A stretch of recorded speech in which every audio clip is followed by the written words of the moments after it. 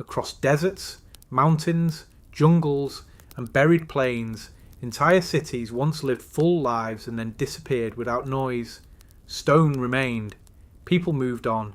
In this series, underground labyrinths, lost capitals, giant stone platforms, hidden mountain cities, and civilizations that history almost erased. No fantasy, no exaggeration, just what the ground still holds, and the quiet questions it refuses to answer. If you feel the pull of the past, stay with us. And if you believe ancient history still has secrets left, subscribe, and may the next 7 years bring you nothing but luck and discovery. The Pompeii of the Maya civilization. In a quiet farming landscape of western El Salvador, where sugarcane fields stretch out under a hot sky and low volcanic hills blend into the horizon, there is a place where time stopped without warning. Beneath layers of volcanic ash, an entire ancient village lies exactly as it was left more than 1,400 years ago. This site is known today as Joya de Seren, and it is often called the Pompeii of the Maya world. The comparison is not about size or grandeur. There are no massive temples here, no stepped pyramids, no towering stone monuments. What makes Joya de Seren extraordinary is not what was built to impress, but what was preserved by chance. This is one of the only places in the ancient Maya world where everyday village life was frozen in place by a sudden natural disaster. Around the year 600 CE, a nearby volcano known today as the Loma Caldera erupted without warning. The eruption was not explosive in the way most people imagine. There was no giant wall of fire. Instead, thick clouds of fine ash poured out across the land, carried by low winds. The ash fell rapidly, layer by layer, sealing everything it touched. Unlike Pompeii, where intense heat killed many people instantly, the eruption at Joya de Seren appears to have been slow enough that the villagers escaped. There are no human remains buried in the village, no signs of panic in the streets. Instead, what was left behind looks like a moment paused, rather than a tragedy completed. When archaeologists first uncovered the site in the late 20th century, they expected to find another ceremonial centre like so many others in the Maya region. What they found instead was something far rarer. Kitchens, gardens, storage rooms, workshops, and sleeping spaces, preserved to shoulder height by volcanic ash. Joya de Seren was not a royal city. It was not a seat of power. It was a farming village lived in by ordinary Maya families. And because of that, it tells us things no palace or temple ever could. The village layout is still readable today. Low earthen mounds mark the outlines of buildings. Roofs are gone, but walls remain intact. Pathways run between houses. Small courtyards open into shared working areas. The scale is intimate. This was a tight-knit community where daily life happened in close proximity. One of the most important discoveries at Joya de Seren was a group of well-preserved domestic structures used for food preparation. In one building, archaeologists found grinding stones left exactly where they were last used. Nearby, ceramic pots still sat on hearths. In some cases, food remains were still inside cooking vessels. From these remains, researchers were able to reconstruct what the villagers were eating on the very day they fled. Maize, beans, squash, and chili peppers were staples. Storage bins contained dried grains. Gardens outside the houses still preserved the root patterns of crops in the ash. These details changed how scholars understood ancient Maya life. Most of what we know about the Maya comes from elite centres. Kings, priests, dynasties, and calendar monuments. Joya de Seren instead shows what the vast majority of the population experienced: farming, cooking, tool making, child rearing, and community work. One house contained a set of benches and platforms arranged around a central room. This was likely a sleeping and family space. Nearby, another structure contained large ceramic vessels embedded in the floor. These were used for storing water and fermented beverages. In one workshop area, Archaeologists found tools associated with weaving. Spindle whorls and fibre remains indicate that cloth was being produced locally, not imported from distant centres. This suggests that the village was largely self-sufficient in basic household production. The ash layers at Gioia de Seren are especially important. The eruption buried the village in repeated pulses, forming distinct layers like pages in a book. Because of this, archaeologists can distinguish which objects were inside houses, which were on doorsteps, and which were outside in working areas. This level of preservation is almost unheard of in tropical archaeology, where organic materials usually decay quickly. Here, even fragile items survived. That includes wooden posts, woven mats, and plant remains that would normally vanish without trace. Another key discovery was a communal building believed to have been used for rituals and public gatherings. This structure was larger than nearby homes and contained ceremonial objects linked to agricultural cycles. It reminds us that religion was not limited to great temples in distant cities. It was part of daily village life. Gioia de Seren also reveals something critical about Maya settlement patterns. This village was closely connected to nearby larger centres, but it was not controlled directly by royal elites on a daily basis. The villagers managed their crops, tools, and homes largely on their own. Political power existed in the background, but it was not physically present in every decision of daily survival.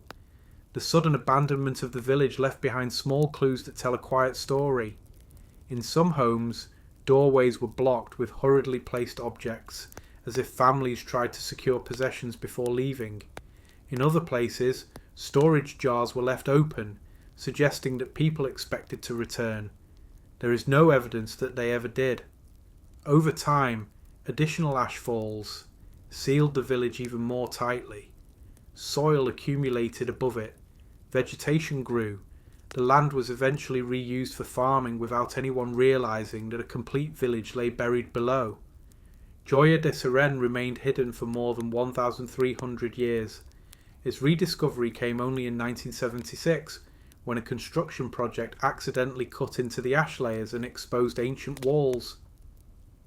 Archaeological excavation soon followed, revealing the full extent of the buried settlement.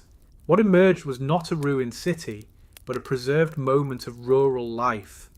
This is why Gioia de Seren is often called the Pompeii of the Maya, not because of destruction, but because of preservation.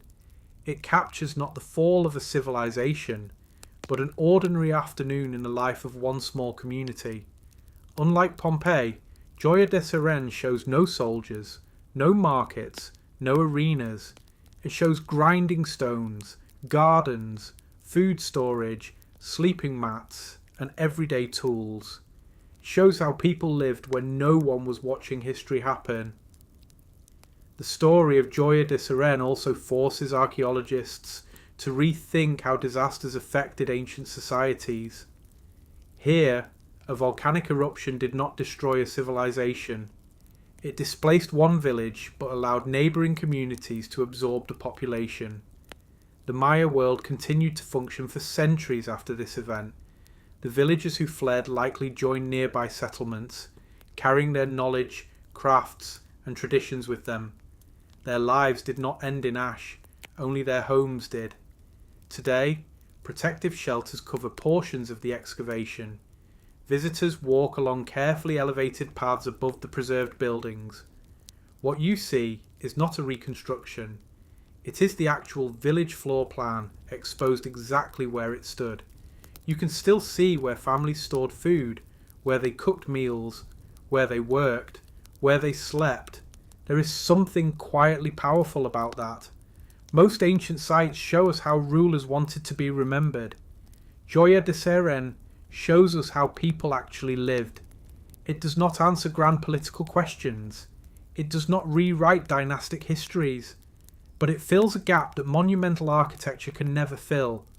The story of everyday survival in the ancient world. The Pompeii of the Maya is not a place of statues and stairways. It is a place of bowls and benches, Gardens and hearths, tools and food. It is history without ceremony, and that is exactly why it matters. The hidden rock city of Cappadocia, Turkey. Across the high volcanic plains of central Turkey, there is a landscape that does not look like any ordinary city. Instead of streets lined with brick or stone houses, the ground itself rises into tall cones of soft rock. Some are narrow like chimneys, others are wide like towers. Windows open directly from stone. Doors lead not into buildings, but into the earth itself. This region is known as Cappadocia, and for thousands of years, people lived not on the land here, but inside it. At first, the shapes look unreal. Wind and rain carved the volcanic ash into pillars that locals call fairy chimneys.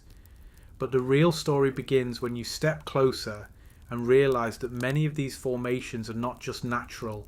They are homes, churches, storage rooms, chapels, entire neighbourhoods carved by hand into stone. Cappadocia is not a single city. It is a region filled with dozens of interconnected settlements shaped entirely into rock. Some of the most well-known areas include Göreme, Uçhisar, and the surrounding valleys filled with hidden dwellings stretching for kilometres. The stone here was formed by ancient volcanic eruptions. Thick layers of soft tuff settled across the land and later hardened just enough to hold shape whilst still being easy to carve with simple tools.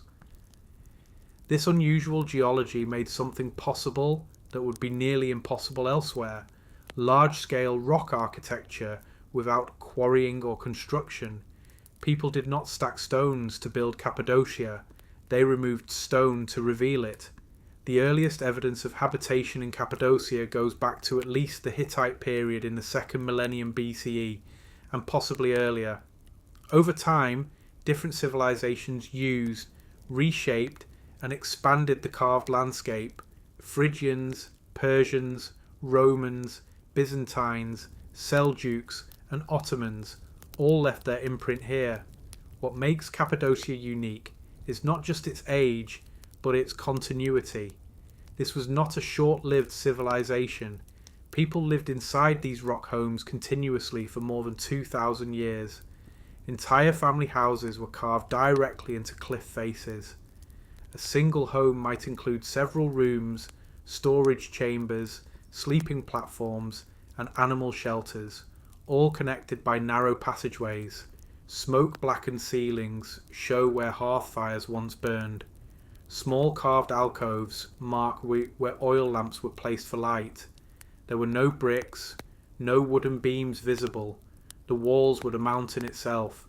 One of the most striking aspects of these homes is how deeply practical they are. The rock maintains a stable temperature year-round. In the summer heat of the Anatolian plateau, the interiors remain cool. In the freezing winter, they retain warmth.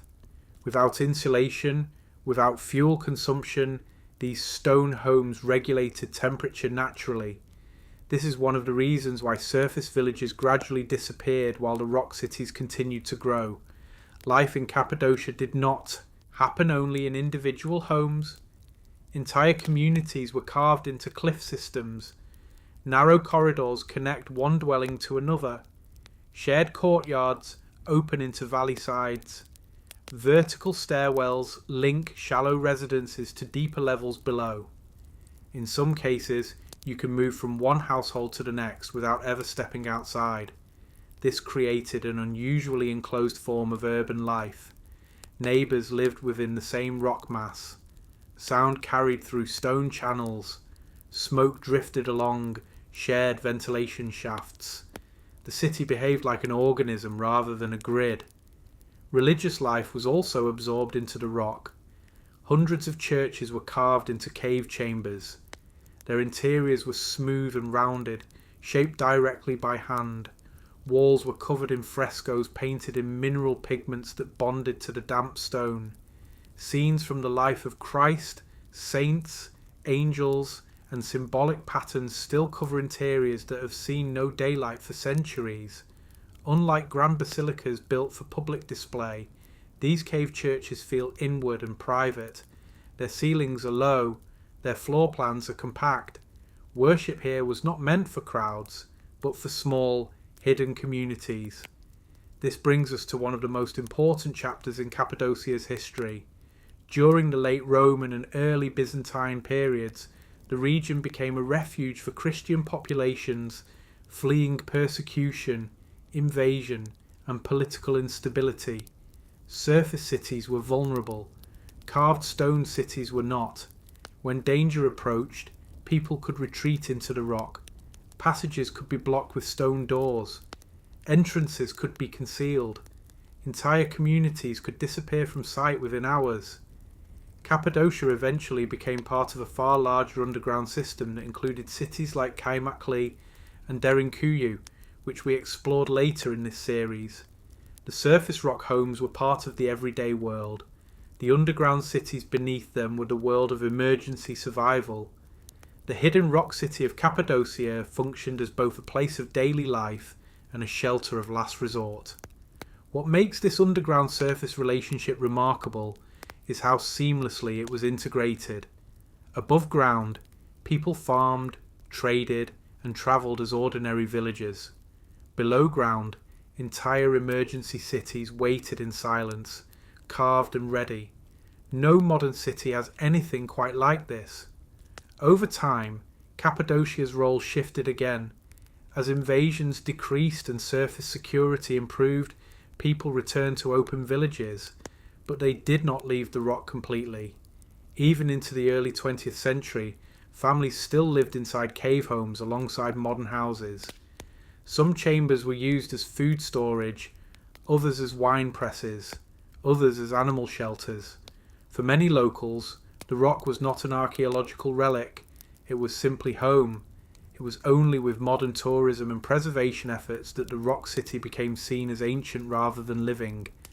One of the most visually striking features of Cappadocia is the vertical layout of its dwellings. Homes are stacked above one another within narrow columns of stone. Staircases cut into cliff faces link levels like an apartment building turned inside out. Windows open out into valley air, sometimes 5 or 6 stories above ground.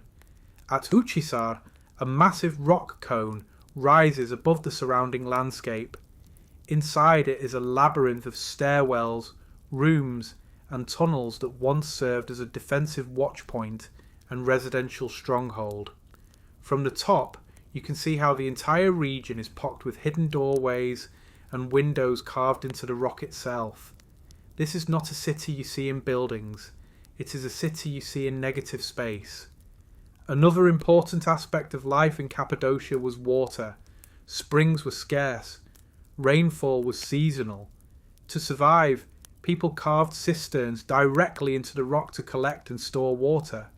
These cisterns were often connected by channels that directed runoff from rooftops and surface slopes straight into underground storage. Some cisterns are still functional today. Agriculture shaped the valleys between rock formations. Vineyards were planted along slopes. Orchards filled protected hollows. Even today, you can see how ancient farmland patterns still influence modern planting. Cappadocia was never isolated from the wider world. Caravan routes passed through the region linking Asia and the Mediterranean. Traders, pilgrims and soldiers moved through these valleys for centuries, but most of them would never have seen the full city hidden within the stone. They passed through without knowing what lay inside the cliffs. What makes Cappadocia different from many ancient ruin sites is that it was never fully abandoned. There is no single destruction layer, no moment when the city fell. Instead, life gradually shifted outward. Rock rooms became storage, then ruins, then protected heritage.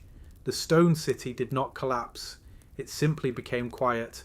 Walking through Cappadocia today, you do not walk among fallen columns or shattered temples. You walk through lived-in absence, empty rooms, blackened ceilings, carved stairways leading nowhere, door frames with no doors, small niches where hands once set down bowls and lamps. The scale takes time to understand. A single valley may contain hundreds of carved chambers. A single hill may hide multiple neighbourhoods stacked vertically. And beyond what is visible, deeper tunnels still stretch beneath much of the region, unmapped and unentered. This is why Cappadocia is best understood not as one city, but as a hidden urban landscape embedded directly into geology. The hidden rock city of Cappadocia tells a different kind of human story. One not about conquest or spectacle, but about adaptation. People shape their environment not to dominate it, but to disappear into it when needed. It is a city that learned how to hide, and in doing so, it survived. The stone city of Ait Ben Haddou, Morocco. At the edge of the Atlas Mountains in southern Morocco, where the rocky highlands soften into dry river valleys and desert trade routes once carried gold, salt and spices across North Africa, a fortified city rises from the earth in layered tones of clay, stone and sun-baked mud. This is Ait Ben Haddou, one of the most complete surviving examples of a traditional mud brick khazar, or fortified settlement, along the ancient caravan routes of the Sahara. From a distance, Ait Ben Haddou looks almost like an extension of the hillside itself. Its towers step upward along the slope. Its walls follow the natural curves of the land. The colours of the buildings shift with the light, pale gold at dawn, deep red at sunset, and muted brown under the midday sun. Nothing here feels imported. Everything appears grown from the ground beneath it. For centuries, this site stood as a protective gateway between the interior of North Africa and the great desert beyond. Caravans carrying goods from sub-Saharan Africa passed through this valley on their long journey towards cities such as Marrakech and Fez. Ait Ben Haddou was not merely a village, it was a checkpoint, a shelter, a trade node, and a fortress combined into one. The settlement is built in the architectural tradition of southern Morocco, using rammed earth, sun-dried mud bricks, wooden beams, and stone foundations. These materials were chosen not for beauty alone, but for survival in an extreme environment. Mud walls regulate heat naturally. They remain cool during scorching desert days and hold warmth through cold mountain nights. At the same time, these materials make the city fragile. Rain erodes the walls, floods damage foundations. Without constant maintenance, mud architecture slowly returns to earth.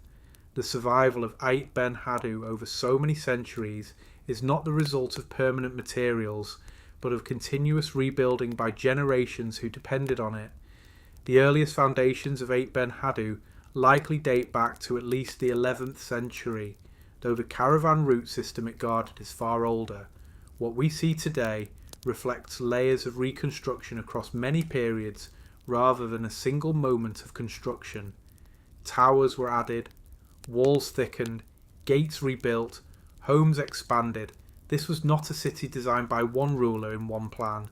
It was shaped over time by the needs of defence, trade, family life, and survival. The layout of the Khazar follows a strict internal logic. High defensive walls encircle the settlement. Corner towers rise at strategic points. Only a few narrow gate openings allow access from outside. These entrances could be easily defended against raids. Inside, the main pathway climbs upward through narrow alleys that twist between tightly packed houses. The highest structures stand at the summit, where the most powerful families once lived. From this elevated position, they could see both the valley and the approaching caravan.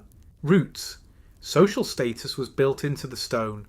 At the lowest level near the river stood communal spaces, storage areas and market zones. As one climbs higher into the Khazar, the houses grow taller, more elaborate and more private.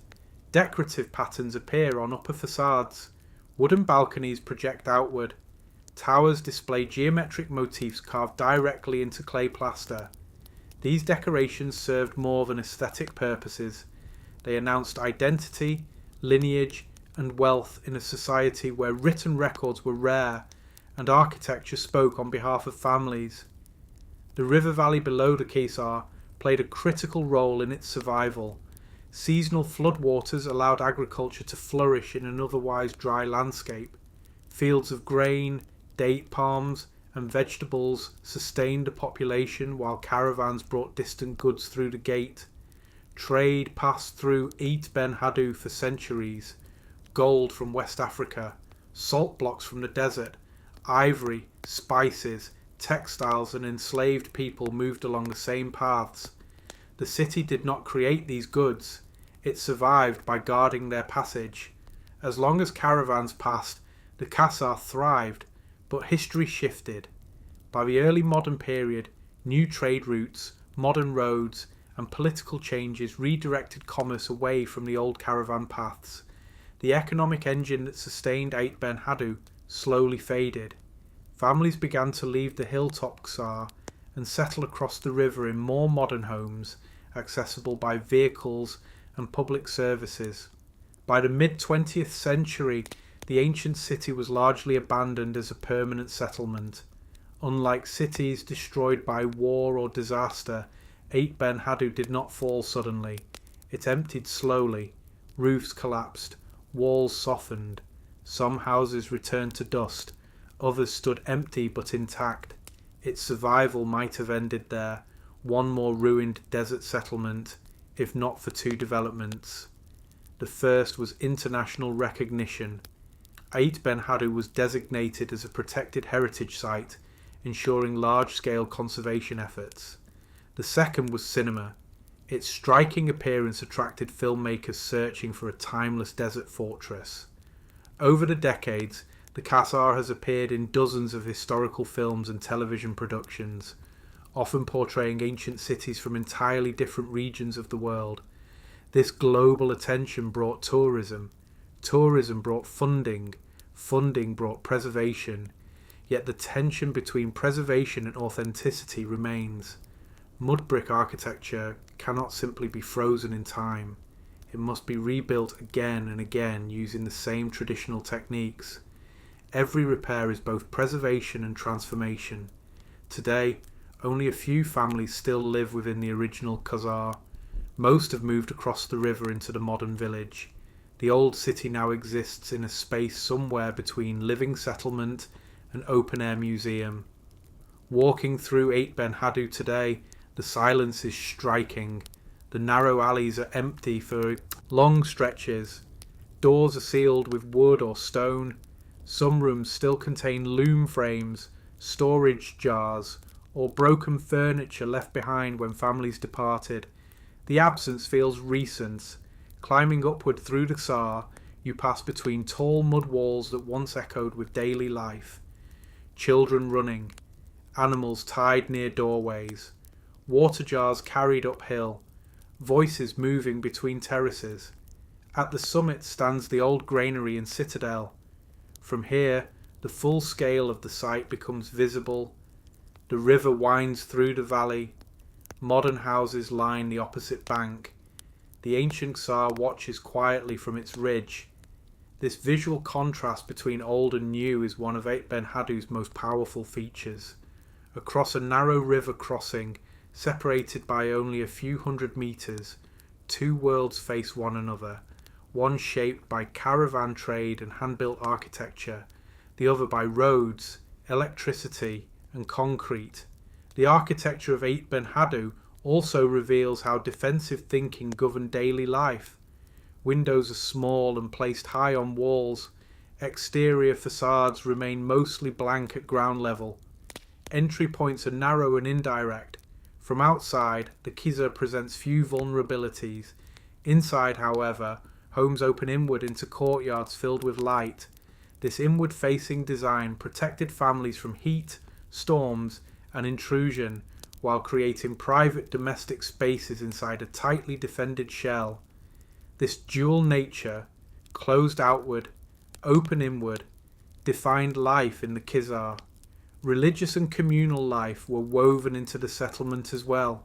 Small mosques and shared gathering areas existed within the walls. These were not large monumental structures. They were modest spaces scaled to a population bound by shared labour and mutual defence rather than imperial power. 8 Ben Haddou was never a royal capital. It did not rule a kingdom. Its importance came from position, not power. It stood where movement passed. That is what gave it life. When the movement stopped, the city began to fade. Yet even in partial abandonment, Luxor continues to teach something rare. It shows how urban life functioned outside imperial centres, how trade shaped architecture, how survival shaped community design, how mud, often dismissed as temporary, can sustain complex societies when maintained with care. The stone city of 8 Ben Haddou stands today as a reminder that not all important cities were built to last forever. Some were built to last just long enough for a generation, and then rebuilt again by the next. What endures here is not just the structure, it is the method, human hands shaping earth, generation after generation. The rock tomb city of Petra Minor, Jordan. In the dry sandstone valleys of southern Jordan, far from noisy cities and modern highways, there is a narrow canyon that opens quietly into a hidden stone settlement.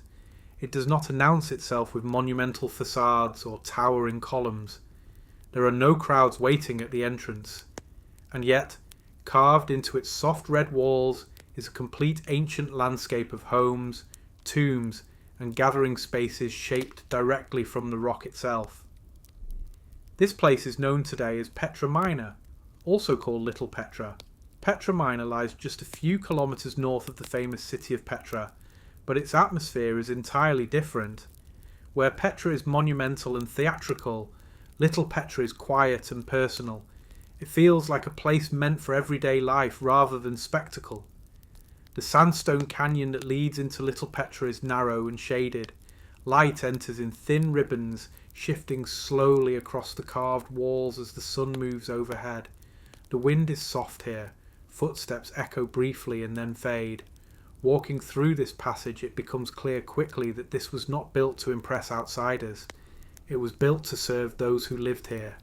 Little Petra was created by the Nabatean kingdom, a desert trading civilization that thrived between the 4th century BCE and the 2nd century CE.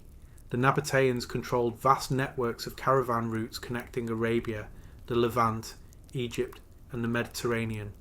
They were traders, engineers, and master adapters to desert life. Petra was their capital, but a capital cannot function alone. Little Petra appears to have served as a satellite settlement linked to Petra's massive trade system. It was not a royal precinct, it was a place of preparation, accommodation, and transition, where merchants, travellers, and workers stayed before entering the main city. The rock-cut spaces at Little Petra are not grand tombs like those of Petra's royal tombs. Instead, they are modest chambers carved side by side along the canyon walls. Many were likely used as dwellings, others served as storage rooms, workshops, and small communal spaces. Some chambers still show carved benches along the walls. Others have niches where lamps once burned. The ceilings are low, the doorways are narrow. Everything about the architecture reflects function rather than display. One of the most remarkable discoveries at Little Petra is the presence of ancient wall paintings. Inside one sealed chamber, faded but still visible frescoes show grapevines, human figures, and decorative patterns painted directly onto the stone. These paintings suggest that Little Petra was not only functional but also culturally alive. This was a place where people gathered, ate, worked, and decorated their surroundings. The presence of grape imagery is especially important. It hints at wine production and ritual drinking practices tied to Nabatean culture. The Nabateans were known to cultivate vineyards in arid landscapes, using carefully managed water systems. Even in this harsh desert environment, they were not merely surviving, they were producing surplus, ritual, and comfort. Water is the key to understanding Little Petra. The Nabateans mastered hydraulic engineering. They captured flash floods, directed rainwater through channels, stored it in cisterns, and distributed it through hidden networks of carved tunnels. At Little Petra, you can still see stone-lined channels running along the canyon walls, carrying water toward underground storage chambers. These systems transformed a nearly waterless canyon into a livable settlement. Without this engineering, Petra could not have existed at all. And without places like Little Petra, Petra's massive population and trade flow could not have been sustained. Unlike Petra, Little Petra contains very few large burial chambers. This suggests that it was primarily a living and working settlement rather than a ceremonial necropolis. This makes it even more valuable archaeologically because it offers insight into everyday Nabatean life that is rarely preserved elsewhere. At the far end of the canyon, the path opens into a small basin surrounded by carved chambers on multiple sides. This open area likely served as a communal gathering space. From here, narrow stairways climb higher into the rock, leading to additional rooms set on elevated ledges. Standing in that basin today, the scale becomes clearer. Little Petra is not a single street or a handful of caves. It is a compact rock-cut town embedded into a narrow desert valley. Its silence today is misleading. 2,000 years ago, this place would have been filled with sound, voices, footsteps, animals being led through the canyon, water flowing through channels, the smell of food, leather, wine, smoke. It was not a tomb, it was part of a living trade organism. When the Romans annexed the Nabatean kingdom in the 2nd century CE, trade patterns began to shift. Over time, the importance of desert caravan routes declined. Maritime trade became more dominant. Petra itself slowly lost its central role. As Petra faded, Little Petra faded with it. Unlike cities that fall through war or disaster, Little Petra simply emptied. People left as trade slowed. Rooms were sealed by sand and collapse. Water systems fell silent. The canyon returned to quiet. Because it was never rebuilt extensively in later periods, Little Petra avoided the overlayering that obscures many ancient sites. What remains today is still primarily Nabatean. That quiet preservation is what makes it so powerful. There are no towering columns here, no triumphal arches, no grand theatres, just rooms carved by hand, one by one, for practical use. The scale is human. The ceiling heights match the human body. The benches follow the shape of a seated figure. The channels follow the slope of walking feet. It is architecture measured by people, not rulers. One of the strangest aspects of Little Petra is how easily it can be overlooked. Many visitors rush past it on the way to the famous Petra without realizing that this smaller site may reveal more about daily Nabatean life than Petra's monumental facades ever could. Petra shows us what the Nabateans wanted the world to see. Little Petra shows us how they actually lived. There is no single mystery at Little Petra. Its story is not wrapped in unsolved engineering feats or mythical legends. Its quiet power comes from how ordinary it feels, and how rare that ordinariness is in the archaeological record. We rarely get to see the daily rhythm of ancient trade towns. We usually find only their temples, tombs and palaces. Little Petra preserves something else. Cooking spaces, wine chambers, resting areas, water storage and small workrooms. Its survival is an accident of history. If trade had continued here longer, it would have been rebuilt and modernised. If war had passed through, it may have been destroyed. Instead, it was simply forgotten. And forgetting can sometimes preserve more than memory. The rock-tomb city of Petra Minor stands today as a quiet companion to its famous neighbour.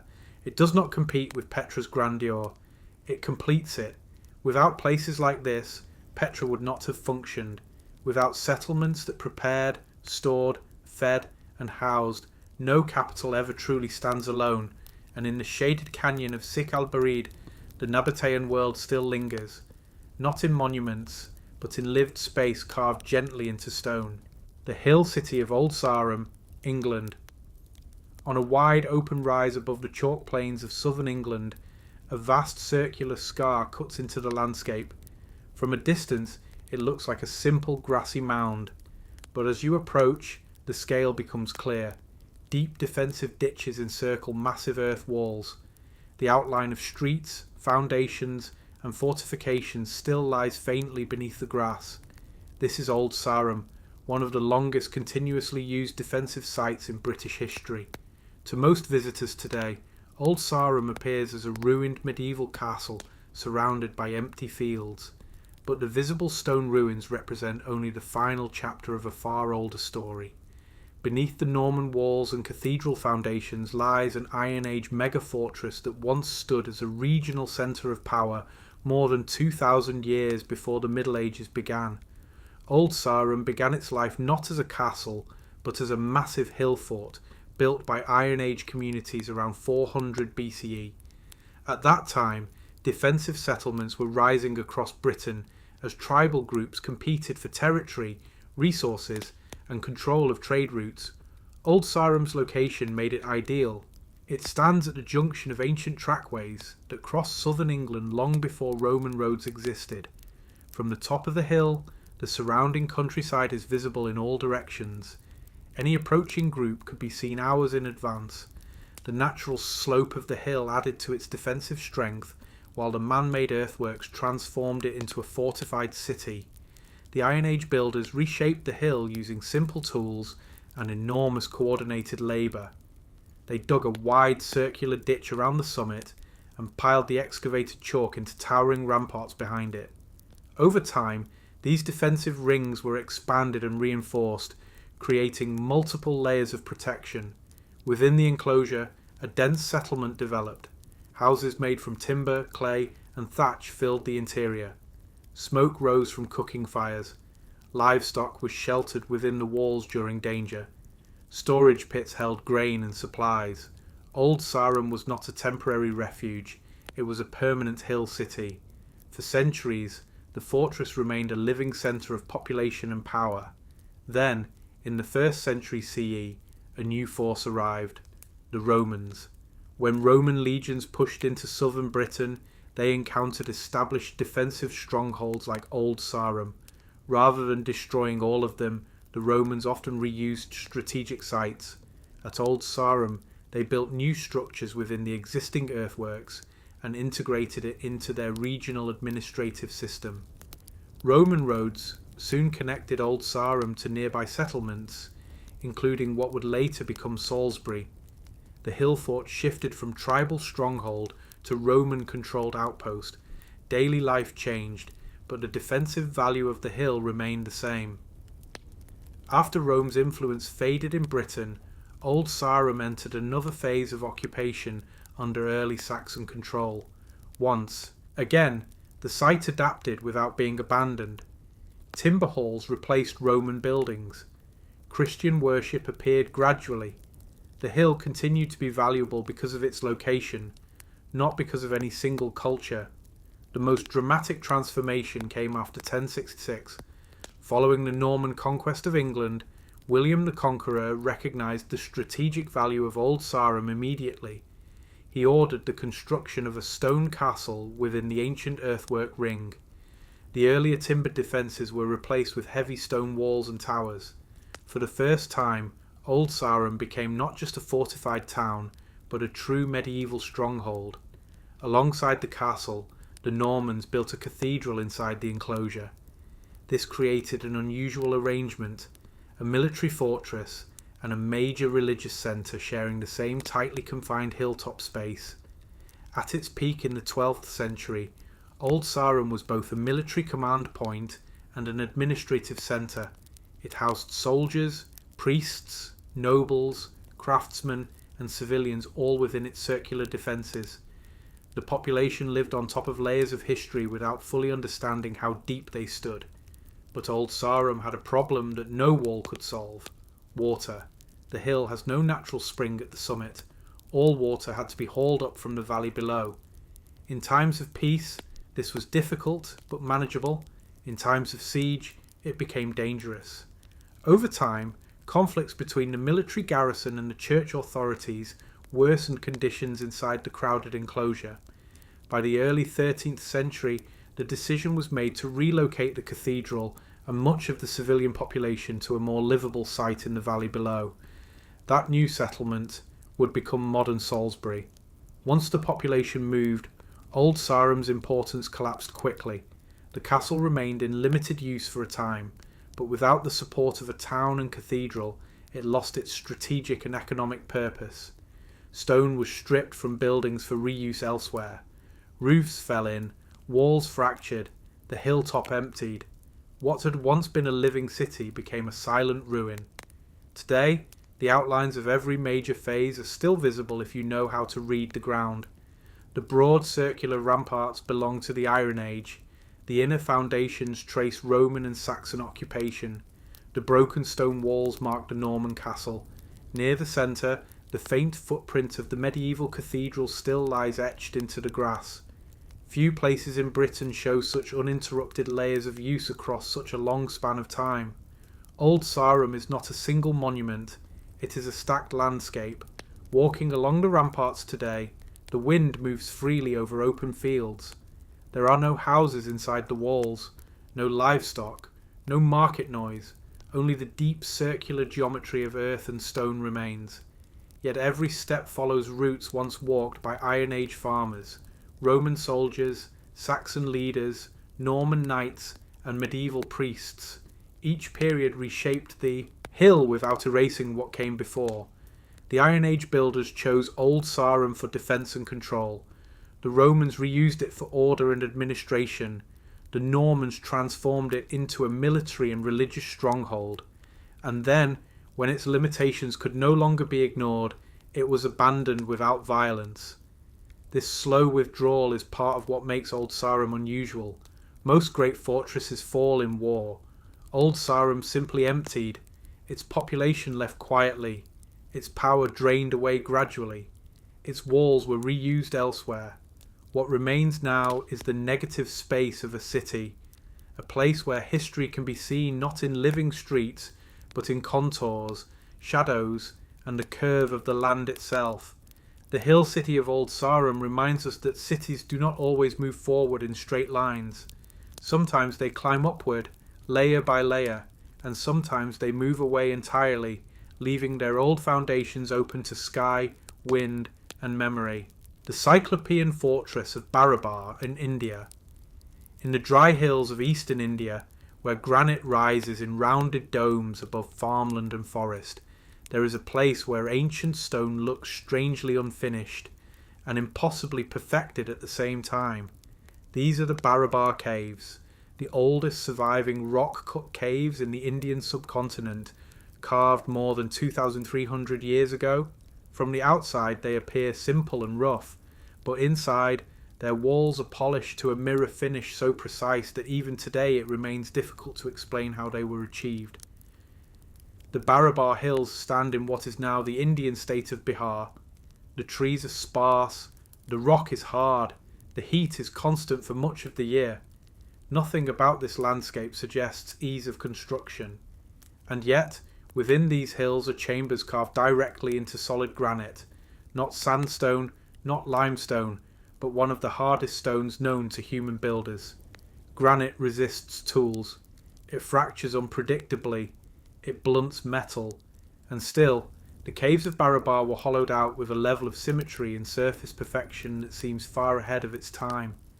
The caves date to the reign of Ashoka, one of the most powerful rulers of ancient India, and the same king known for spreading Buddhist philosophy across the subcontinent.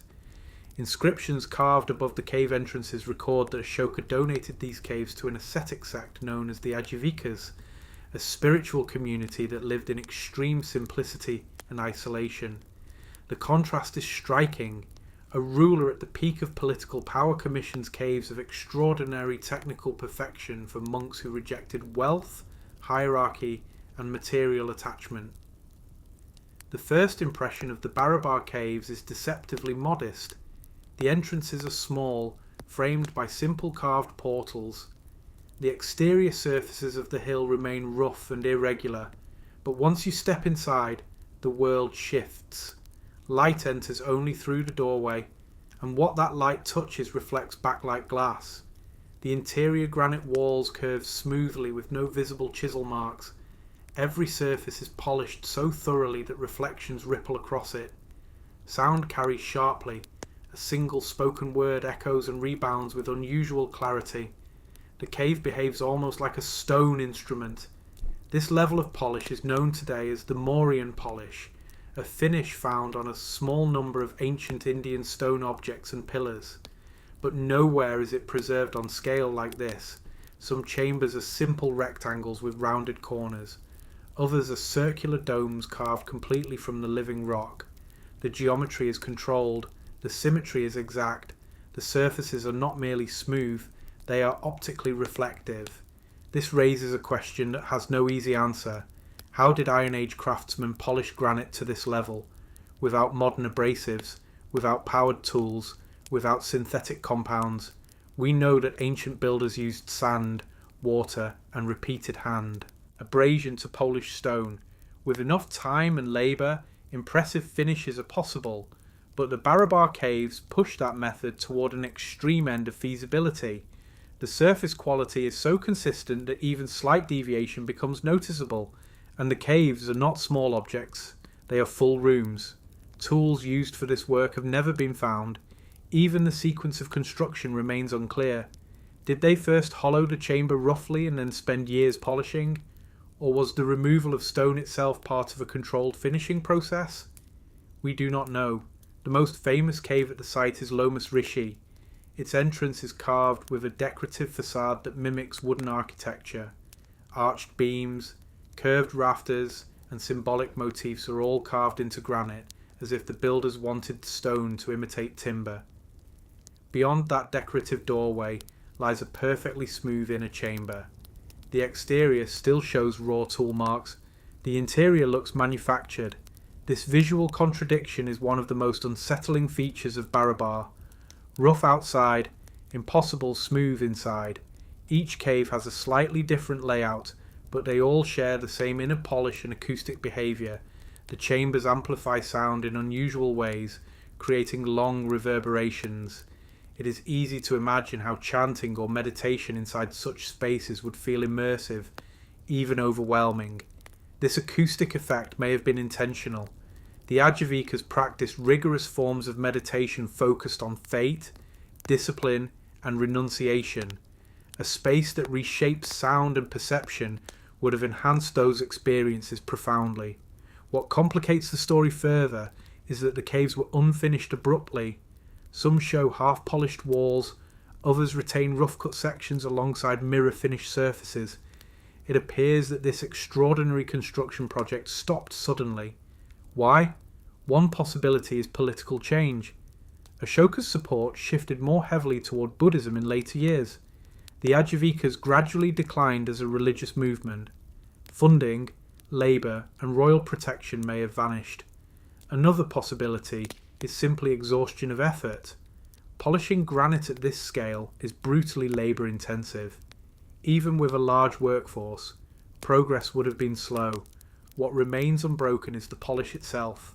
More than 2 millennia of monsoons, heat, smoke from lamps, and human contact have not erased it. That durability alone changes how we understand ancient Indian stonecraft. The caves are sometimes referred to as a Cyclopean fortress, not because they served a military purpose, but because they present the illusion of impossible strength and weight shaped into refined form. These are not defensive structures. They are meditative chambers carved as if they were components of a machine. The stone does not feel natural once you are inside. It feels engineered. Despite this, there is no mystery cult here, no hidden technology, no lost blueprint. The inscriptions are visible. The historical context is known. The emperor is known. The sect is known. What is not known is how technique caught up with intention so quickly and then disappeared almost entirely afterward. Later, Indian rock-cut caves, such as those at Ajanta and Ellora, are spectacular in their own ways, but their surfaces do not replicate the mirror polish of Barabar. The Mauryan finish appears and vanishes within a very narrow window of time. That alone makes Barabar unique. The caves also force a subtle question.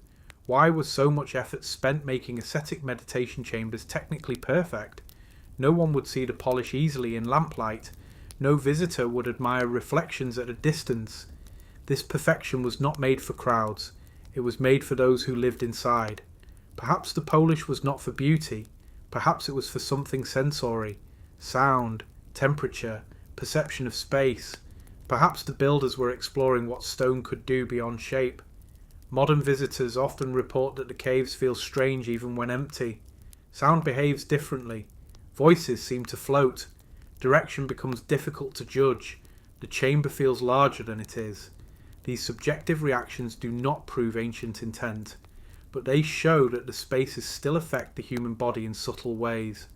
The Barabar caves remain locked between full historical clarity and technical uncertainty. We know who ordered them built. We know who they were built for. We know roughly when they were made, but we do not fully understand how their finish was achieved, or why that level of stone perfection appears briefly and then fades from architectural history. They are not the oldest caves, they are not the largest caves, and sometimes the quietest technical details leave the longest questions. The Cyclopean fortress of Barabar does not dominate the landscape with towers or walls. It hides its achievement inside the stone itself, where light meets surface and surface meets silence. The mountain city of Taima, Saudi Arabia. In the far northwest of Saudi Arabia, where volcanic hills rise from a dry desert basin and the horizon stretches outward without interruption, there is an oasis that has sustained human life for more than 4,000 years. This is the ancient city of Taima, sometimes written as Taima. Today it appears quiet, surrounded by palm groves and modern roads, but beneath this calm surface lies one of the oldest continuously occupied settlements in the Arabian Peninsula. Taima exists because of water. In a region where survival has always depended on knowing where water can be found and how it can be protected, this oasis became a fixed point in a moving desert world. Natural underground water sources feed wells that have remained active since antiquity. These wells made it possible for people not only to pass through, but to stay. Because of this, Taima became more than a stop along desert routes. It became a city. Its position placed it directly along ancient caravan corridors connecting southern Arabia with the Levant, Mesopotamia, and Egypt. Long before paved roads, engines, or borders, traders crossed this desert carrying incense, copper, textiles, dates, spices, and livestock. Taima sat in the middle of that movement. Every caravan needed water. Every trader needed shelter. Over centuries, this necessity created permanence. Archaeological work at Taima has revealed massive stone walls enclosing early phases of the city. These are not small boundary markers. Some sections reach several meters in thickness and height. The walls were built from large stone blocks set without mortar, shaped and stacked into defensive lines that once surrounded key parts of the settlement. These walls reveal something critical about Taima's status. This was not just a roadside camp, it was a fortified urban centre. Inside and around the walls, archaeologists have uncovered foundations of houses, storage facilities, workshops, and ceremonial buildings. The layout suggests organised planning rather than organic sprawl. Taima did not grow only by accident, it was structured deliberately. Wells form another core feature of the city. Some are narrow shafts lined with stone rings, others are large open cisterns capable of storing substantial volumes of water. The engineering behind them shows careful understanding of groundwater behaviour in desert geology. Several of these wells are still in use today. This continuity is rare in archaeology. It means that the same water sources sustaining modern life at Taima also sustained Bronze Age farmers, Iron Age traders, and imperial administrators. Written records confirm Taima's importance from multiple directions. Assyrian inscriptions from Mesopotamia mention the city as a significant trade hub during the first millennium BCE. Egyptian records suggest connections through long-distance networks. Biblical texts also refer to Taima as an established desert centre. These independent references tell us that Taima was not isolated. It was known. It was connected. At one point in its long history, Taima even became the residence of a foreign king. In the 6th century BCE, Nabonidus left Babylon and lived in Tamar for several years. This move remains one of the more unusual political decisions of the ancient Near East. A Mesopotamian king ruling from an Arabian oasis raises difficult questions about power, belief, and strategy. Texts suggest that Nabonidus was deeply interested in the moon god and religious reform. Tamar had an established cult centre that may have drawn him for spiritual reasons. Others argue that the city's strategic control over trade routes made it an ideal imperial forward base. Either way, his presence confirms that Tamar was not a peripheral village. It was important enough to host an empire's ruler. Inscriptions discovered at Tamar also reveal a multilingual population. Aramaic, Babylonian, and local Arabian scripts appear on stone stelae and inscriptions.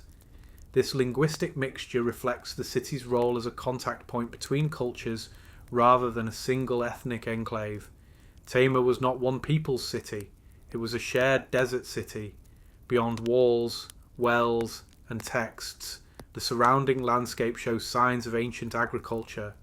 Stone-lined irrigation channels directed water to fields. Storage pits held grains. Animal enclosures provided controlled breeding and protection. Even in a hostile environment, the people of Tamar were not merely surviving, they were organising life at scale. One of the most striking aspects of Tamar is how deeply it disappears into the earth. Unlike cities built with high monumental temples or towering palaces, Tamar's architecture lies mostly at ground level. Its defences were horizontal more than vertical. Its power was in control of resources rather than display. This makes Tamar harder to recognise at first glance. It does not dominate the skyline, it dominates the desert network. Archaeological layers show that Tamar was occupied through multiple major periods: Bronze Age, Iron Age, Nabatean, Roman, and Islamic. Each era adapted the same core system: wells, walls, and trade. There is no single moment of destruction at the site, no dramatic burning layer that signals collapse. Instead, Tamar's story is one of gradual transformation. As caravan routes shifted and empires rose and fell, the city adjusted its role. When long-distance incense trade declined, local agriculture became more important. When state control increased, administrative functions expanded. When regional security changed, walls were reinforced or abandoned. This flexibility is why Tamar never vanished completely. Unlike many ancient desert cities that flourished briefly and then disappeared when water failed or trade moved elsewhere, Tamar survived because its wells never failed. The mountain ridges around the oasis also played a role. They provided natural protection from sand movement and helped channel seasonal runoff toward the city's water systems. The geology itself worked with the human settlement rather than against it. Rock inscriptions carved into nearby outcrops show travellers marking their passage. These are not royal declarations. They are personal marks, names, prayers, and brief records of movement across the desert. They tell us that Tamar was not only a destination, but a waypoint in countless individual lives. People passed through here. Some stayed, some never returned. The everyday life of Tamar's ancient inhabitants can be reconstructed only partially. We know they farmed dates and grains, they raised animals, they traded with distant regions, they worshipped local and imported gods, they built in stone when wood was scarce, they depended on one another in an environment where isolation meant death. This dependence shaped the city's social structure. Desert communities tend to value cooperation, water-sharing customs, and conflict management far more intensely than societies in fertile regions. Archaeologists believe Tamar's long survival would not have been possible without carefully maintained social systems tied to resource control. Even today, modern Tamar still circles around water. Modern wells draw from the same aquifers. Palm groves grow where ancient orchards once stood. The city still exists, because the geological conditions that supported ancient life remain active. What makes Tamar quietly powerful is not a single monument or a dramatic ruin. It is the continuity of habitation in one of the harshest environments on Earth. 4,000 years of repeated human decision-making, adaptation, and survival are compressed into a small desert basin. When archaeologists walk through Tama today, they do not walk through a frozen ruin. They walk through a living city built on top of its own past. Truck roads pass over Bronze Age walls. Homes stand beside ancient wells. Children play where caravan animals once rested. This layering makes interpretation difficult but meaningful. Tama is not a museum preserved behind glass. It is a lived landscape where past and present occupy the same ground. The mountain city of Tama does not tell a story of collapse. It tells a story of persistence. Empires used it. Kings ruled from it. Traders crossed through it. Farmers depended on it. And through each transformation, its role adjusted without disappearing. That may be Tama's greatest achievement. Not grandeur, not monumentality, but endurance. The buried stone town of Qaryat al-Far, Saudi Arabia. At the southern edge of Saudi Arabia's great desert plains, where the empty quarter begins its slow expansion and rocky escarpments rise from the sand, there lies a buried stone city that once controlled one of the most important caravan crossroads in Arabia. This place is known today as Qaryat al-Far, and for centuries it stood as a capital of trade, culture, and political power in a landscape that now appears silent and empty. Qaryat al-Far did not grow by accident. Its location was chosen with precise understanding of desert movement, seasonal travel patterns, and the flow of goods between southern Arabia, central Arabia, and the northern trade empires. Long before paved roads or border lines, caravans crossed this region carrying incense, perfumes, spices, textiles, metals, and crops. Every caravan depended on safe stopping points where water, shelter, animals, repairs, and security could be found. Qaryat al-Far became one of those fixed anchors in a moving desert economy. The city belonged to the ancient Kinda Kingdom, a powerful Arab polity that rose to prominence in the first millennium BCE. Unlike later Islamic cities that grew around mosques and administrative centres, Qaryat al-Far developed as a caravan capital first and a political centre second. Trade built the city before kings ruled it. Archaeology reveals that Qaryat al-Far was not a temporary stop or a loosely organised market camp. It was a carefully planned urban settlement built from stone and mud brick, with wide streets, residential quarters, storage zones, workshops, temples, and vast cemeteries extending along the desert edge. The city's walls defined protected space in a region where security meant survival. Water shaped everything about Qaryat al-Far's existence. Seasonal rains were captured and directed into underground cisterns carved into bedrock. Wells tapped into deeper aquifers. Stone-lined channels carried water into residential zones, agricultural plots, and animal enclosures. In a land where surface water vanished quickly, underground control of water made the city possible. The houses of Qaryat al-Far were not primitive huts. They were multi-room stone buildings arranged along planned streets with interior courtyards, storage chambers, and raised sleeping platforms. Artifacts recovered from these homes show imported glass, decorated pottery, metal tools, jewellery, and coins from far beyond Arabia. This was not an isolated desert town. It was a wealthy trading capital connected to global exchange networks of its time. One of the most remarkable aspects of Qaryat al-Far is its artistic record. Painted tombs discovered near the city contain murals showing men and women in ceremonial clothing, floral designs, animals, and symbolic patterns. These paintings preserve faces and styles from an Arabian world that rarely left visual records. They show that this society invested in memory, identity, and the display of status even in death. Inscriptions carved into stone across the site reveal a multilingual population operating in a web of cultural contact. Scripts and languages from South Arabia, North Arabia, Mesopotamia, and the Mediterranean appear side by side. These were not invaders passing through.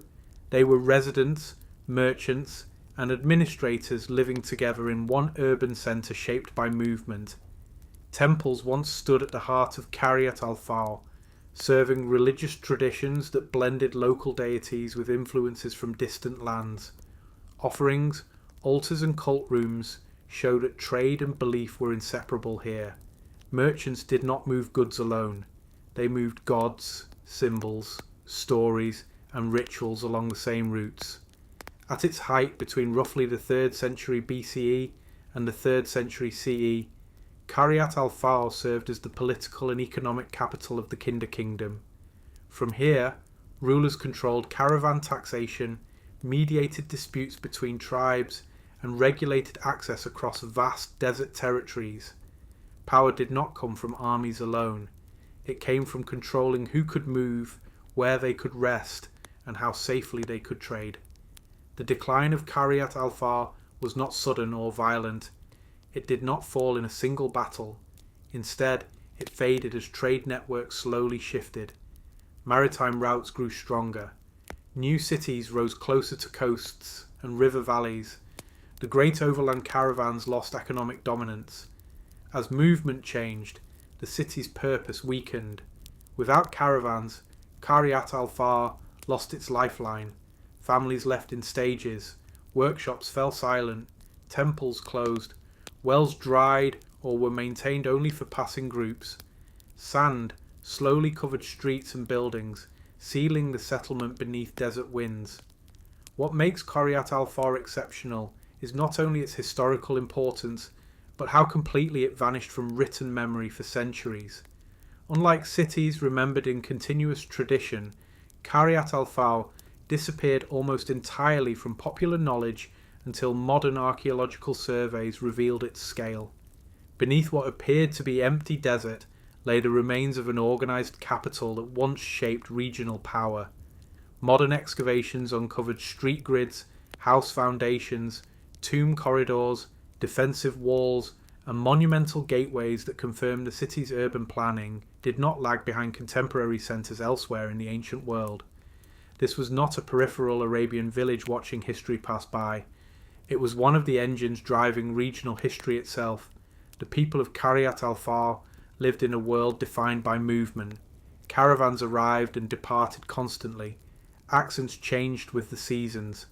Goods from Africa, India, Mesopotamia, and the Mediterranean passed through stone storerooms before continuing their journey. Life was shaped by waiting and departure more than by stability. Daily routine in the city followed rhythms set by trade. Animals were fed and watered at dawn. Merchants negotiated in shaded markets.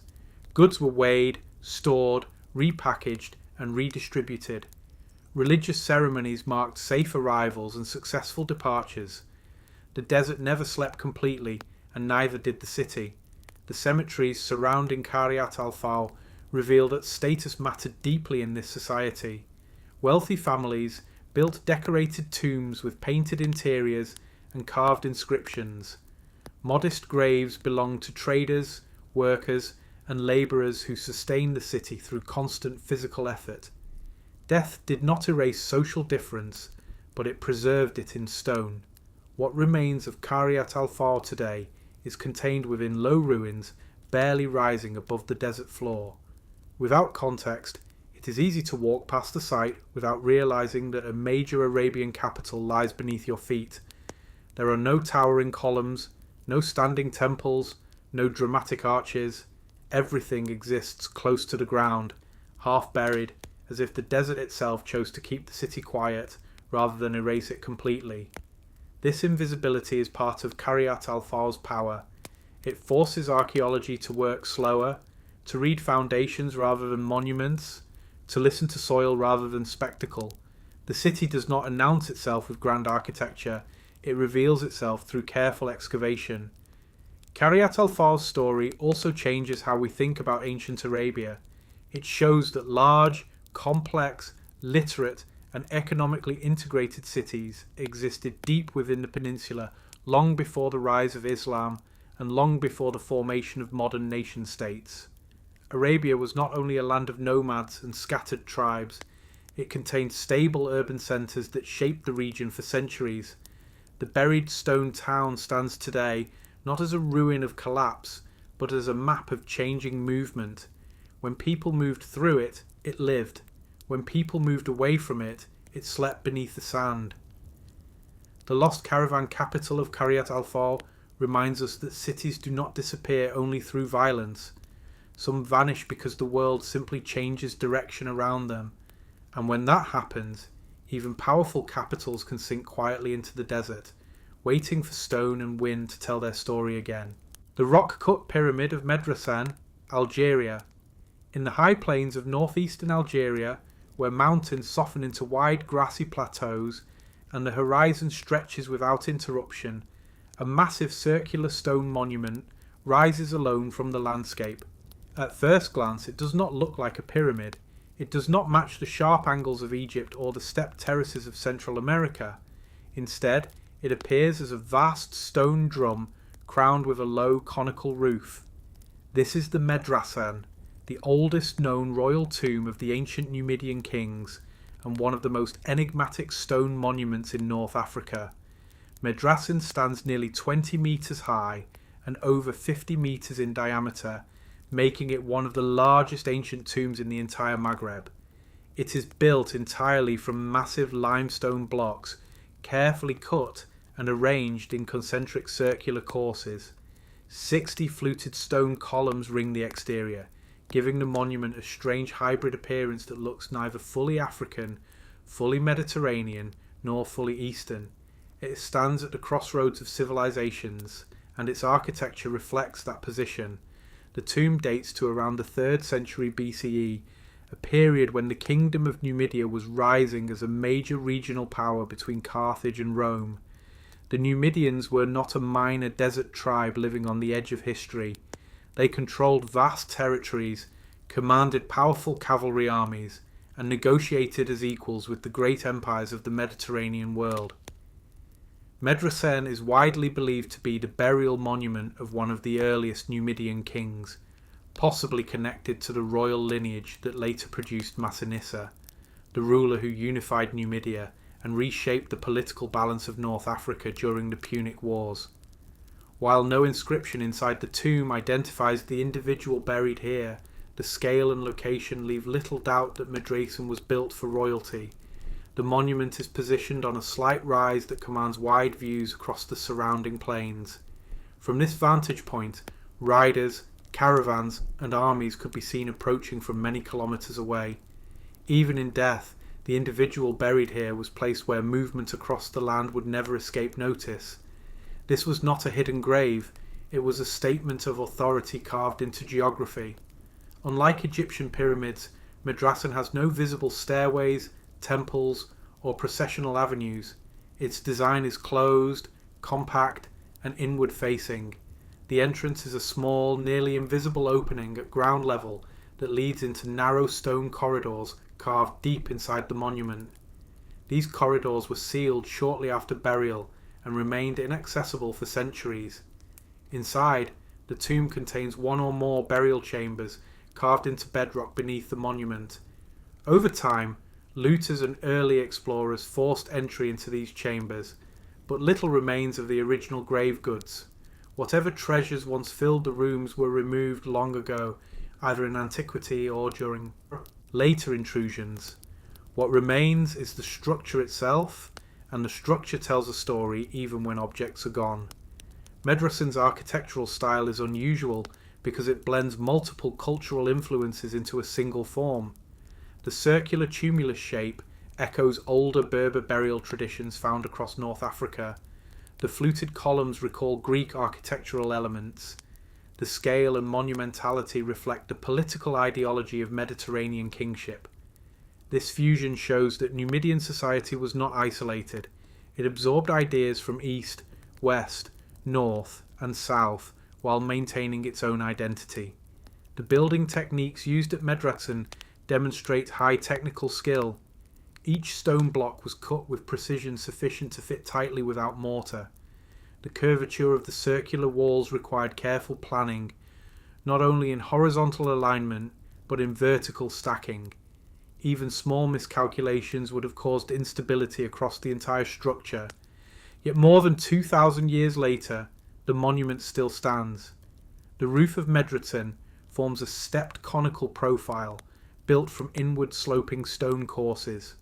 From a distance, this shape gives the illusion of a flattened pyramid. It is not a true pyramid in the Egyptian sense, but it serves a similar symbolic function by elevating the burial above the earth and isolating it from the ordinary world of the living. This idea of separation is central to Medrachun's meaning. The burial does not sit inside a temple complex, inside a city, or within a cemetery of common graves. It stands alone. The dead king is not part of a community in death. He is set apart as a singular figure whose presence dominates the surrounding land without sharing space with others. The Numidians did not leave behind extensive written histories carved in stone the way the Egyptians did. Much of what we know about them comes from Roman and Greek accounts, which often distort or misunderstand North African cultures through imperial perspectives. Medratun offers a rare opportunity to hear a Numidian voice through architecture rather than through foreign text. What it says is not subtle. It says power here was territorial. It says legitimacy was tied to land. It says memory was built out of stone rather than written into scrolls. The presence of Medratun also changes how we view North Africa before Roman domination. Too often the region is described only as a background to Carthage and Rome. Medratun stands as proof that independent African kingdoms were building monumental funerary architecture at a scale equal to any Mediterranean power of the same period. The tomb did not stand untouched through history. During the Roman period, the surrounding region was absorbed into the Roman province of Africa. Roman travellers recognised the tomb as ancient even in their own time. Later, during the Islamic centuries, the monument was known locally as a tomb of legendary kings or heroes. Its original identity faded, but its presence never disappeared from memory. European explorers and scholars began documenting Medratun in greater detail during the 19th century, often referring to it as the Tomb of the Numidian Kings. Early surveys confirmed its great age but struggled to place it accurately within the fragmented historical record of pre-Roman North Africa. Archaeological studies revealed that Medratun served as a model for later royal tombs in the region. The famous tomb of the Christian woman near Tipasa, another massive circular mausoleum, shows clear inspiration from this earlier monument. In this way, Medratun established an architectural tradition for royal burial that lasted for centuries. Despite its importance, Medratun has never received the global attention given to pyramids or Roman ruins. It stands far from major tourist routes. There are no large museum complexes on site. Protection came late and remains limited. Wind, rain, temperature shifts, and occasional human interference continue to erode the stone. Standing beside Medratun today, the silence is total. There are no nearby cities pressing in, no continuous line of visitors, just open plains, distant hills, and a massive stone curve rising from grass and soil. The monument does not dominate through height alone. It dominates through weight and stillness. Its scale becomes most apparent when you walk around its base. The outer ring of columns circles the entire structure like a stone fence without doors. Each column stands at human height or taller. Each block beneath your feet weighs many tons. The sense of effort embedded here is difficult to describe. Thousands of labourers would have been needed to quarry, transport, lift, and place this stone with precision. Why invest this effort into a tomb rather than a city, a fortress, or a temple? The answer lies in how power was understood. For the Numidians, as for many ancient cultures, rulership was not meant to end with death. The king's memory had to continue shaping the land after his body was gone. Medratun does not house the living. It governs the living through presence alone. The burial chambers inside have long since been emptied, but the structure continues to fulfill its symbolic function. It still separates one individual from the surrounding human story. It still marks a boundary between ordinary time and royal time. Medratun also challenges modern assumptions about African architecture. Its precision, scale, and hybrid style reveal a level of engineering sophistication often ignored in discussions of early North African history. It shows planning, surveying, stone extraction, long-distance transport, and high-level construction management operating centuries before Roman mastery of the region. The rock-cut pyramid of Medrasin does not solve a mystery of lost technology. Its construction methods fall within the limits of human labour and simple tools. What it challenges instead is historical visibility. It reminds us how easily entire civilizations can be overshadowed when their written records are erased, but their stone remains standing. The forgotten city of Hampi North, India. North of the well-known ruins that draw visitors from across the world, beyond the crowded temple corridors and stone chariots of the main heritage zone, there exists another city of Hampi that few ever walk through. Across the Tungabhadra River, hidden among banana groves, rocky hills and quiet farming villages, the northern half of the Vijayanagara world lies scattered, silent and largely forgotten. This landscape is known today as Hampi North, and it preserves the everyday, administrative and defensive life of one of the largest medieval cities ever built in South Asia. The globally famous monuments of Hampi represent only a fraction of what once existed. The empire of Vijayanagara was not just a ceremonial capital of temples and royal platforms, it was a vast, functioning urban organism that spread across both sides of the river, connected by roads, ferry systems, watchtowers, markets, canals, agricultural fields and satellite towns. The northern ruins were not secondary, they were essential. This northern zone includes what is now known as Anagundi and dozens of surrounding settlements that were once deeply integrated into the imperial system. These were not peripheral villages, they were strategic components of defence, supply and control that allowed the capital to function as a megacity in the medieval world. The geography itself explains the importance of this area. North Hampi lies on rugged terrain of granite boulders and narrow valleys that form a natural defensive barrier. The Tungabhadra River cuts between the two halves of the city not as a limit, but as a central artery. Boats once moved people, goods, soldiers, priests, and traders across its waters daily. This was not a frontier, it was the city's backbone. Archaeological remains across Hampi North reveal extensive fortification systems that predate, match, and outlast many structures in the southern tourist zone. Long defensive walls crawl across hills and through valleys, often disappearing beneath soil and vegetation before re-emerging kilometres away. These walls were not symbolic borders, they were real military defences built to slow, divide and trap invading forces. Gateways still stand in partial ruin where traffic once passed through controlled access points. The scale of these fortifications shows that Vijayanagara expected warfare not as a rare event but as a constant possibility. The northern sector functioned as a first line of protection against armies approaching from the Deccan. Inside these defensive zones, temple clusters appear not as grand monuments but as working religious nodes for communities, artisans, soldiers and farmers. These shrines are smaller, less decorated and more dispersed than the famous temples of the southern core, yet they are just as important for understanding how faith operated in daily life rather than royal display. The remains of markets in the northern sector show that this part of the city was deeply commercial. Wide stone-paved streets lined with shop platforms extend for hundreds of metres through what are now quiet rural lanes. Traders sold grain, cloth, metalwork, spices, oil and livestock. These were not ceremonial markets for tourists of empire. They were essential food and supply networks, feeding a population numbering in the hundreds of thousands. Residential ruins across Hampi North reveal tightly packed housing blocks with wells, drainage channels and courtyards built into the rock.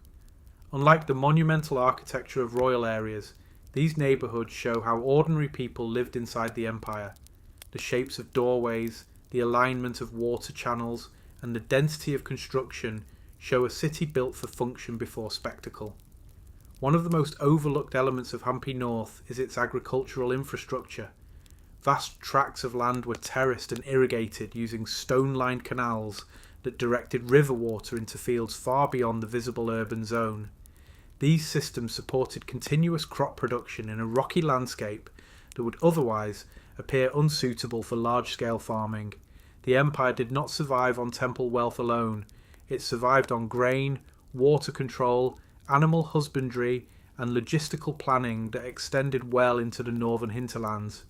Without these invisible systems, the famous monuments of the capital would never have existed. The northern sector also preserves key military installations in the form of hilltop watchtowers and fortified outposts that overlook both river routes and land approaches. From these elevated points, signal fires could be seen across long distances. Movement across the landscape was visible, tracked, and responded to. This was not passive defence, it was active surveillance. Many of these watchtowers today appear as nothing more than partial stone platforms on lonely ridges, but their placement reveals a carefully organised defensive grid that once wrapped around the entire northern flank of the city. The religious landscape of Hampi North carries older layers than the Vijayanagara period alone. Some shrines and sacred sites predate the empire and were absorbed into its urban fabric. This shows that Vijayanagara did not erase the region's earlier cultural memory. It built upon it, incorporating older pilgrimage paths and sacred hills into a new imperial network. This continuity is important because it reminds us that Hampi was not created from an empty landscape.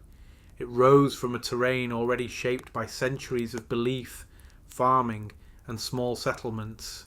The empire reorganized what already existed rather than replacing it entirely.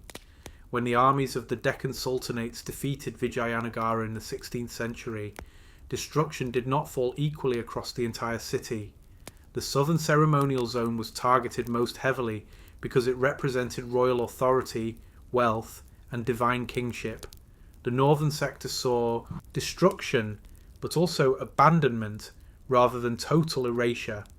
As the imperial system collapsed, people did not disappear overnight. Many families stayed behind, shifting their lives from urban trade to small-scale farming and village life. Stones from ruined structures were reused for homes, wells, and boundary walls. Over centuries, the northern ruins blended into the rural landscape rather than standing apart from it as monumental remains. This blending is one of the reasons Hampi North remains largely ignored today. It does not present itself as a dramatic ruin field. It appears instead as ordinary countryside scattered with ancient stone. Without guides, signage, or tourist infrastructure, its significance is easy to miss. Yet archaeological surveys show that this northern zone contains just as much spatial complexity as the famous core. Roads, walls, canals, suburbs, fields, military lines, and temples extend continuously through this region. What is missing is not history, but visibility. Modern tourism focuses where monuments cluster tightly and photographs appear instantly dramatic. Hampi North requires slow movement, long walks, and patient observation. Its ruins do not rise vertically in theatrical towers. They spread horizontally across everyday land. This difference reveals two faces of the same empire. The south shows how Vijayanagara performed power. The north shows how Vijayanagara sustained power.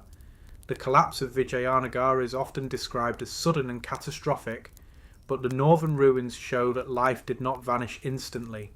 There is evidence of decades of partial occupation after the capital fell. Trade declined, administrative structures crumbled, but farming, temple worship, and village life continued in fragments.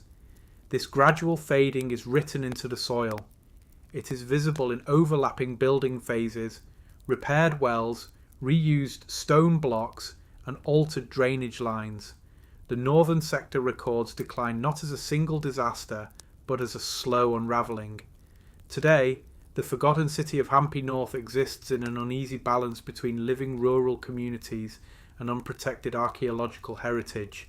Farmers plough fields that once formed imperial avenues. Children play beside stone gateways that once controlled access to royal highways.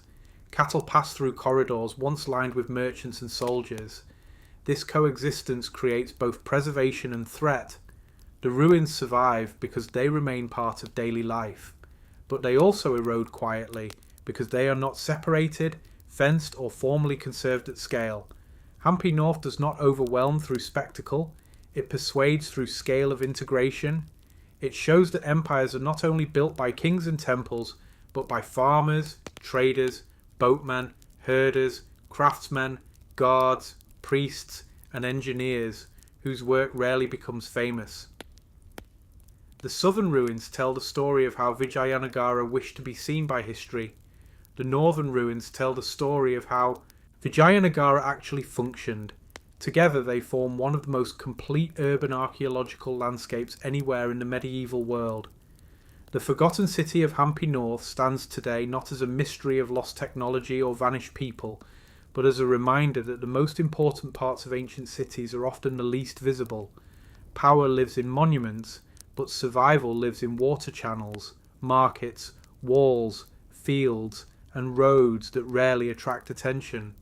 And across the quiet northern bank of the Tungabhadra, those systems still lie, scattered in stone, waiting for eyes that are willing to look beyond the headline ruins. The rock fortress of Masada East, Israel. On the eastern edge of the Judean desert, where limestone cliffs drop sharply toward the Dead Sea, and the land feels stripped down to stone, heat, and silence, a high isolated plateau rises more than 400 metres above the valley floor, and on that plateau stands one of the most studied fortresses in the ancient world, today known as Masada.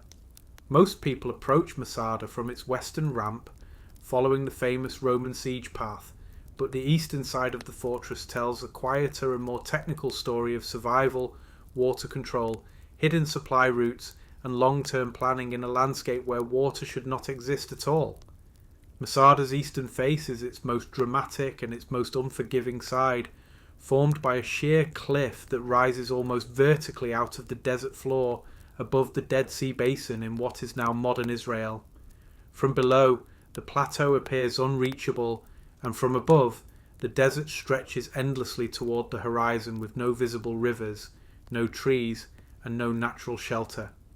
This apparent isolation is what once made Masada feel invincible, but it is also what made its water systems and supply tunnels so critical. The fortress was first transformed into a major military stronghold during the reign of Herod the Great in the late 1st century BCE, when he rebuilt the plateau with palaces, storehouses, barracks, walls, towers, and one of the most advanced desert water systems ever constructed in the ancient world. Herod understood that Masada's strength did not come only from height and cliffs, but from the ability to trap and store water in a place where rain appears only a few days each year.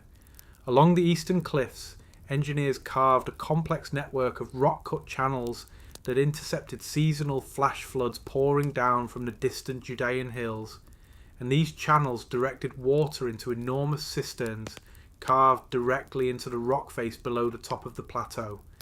Each cistern was connected by narrow tunnels and stairways that allowed water to be drawn upward by hand or animal power, and these cisterns together could store tens of thousands of cubic meters of water, enough to sustain a garrison and civilian population for months or even years.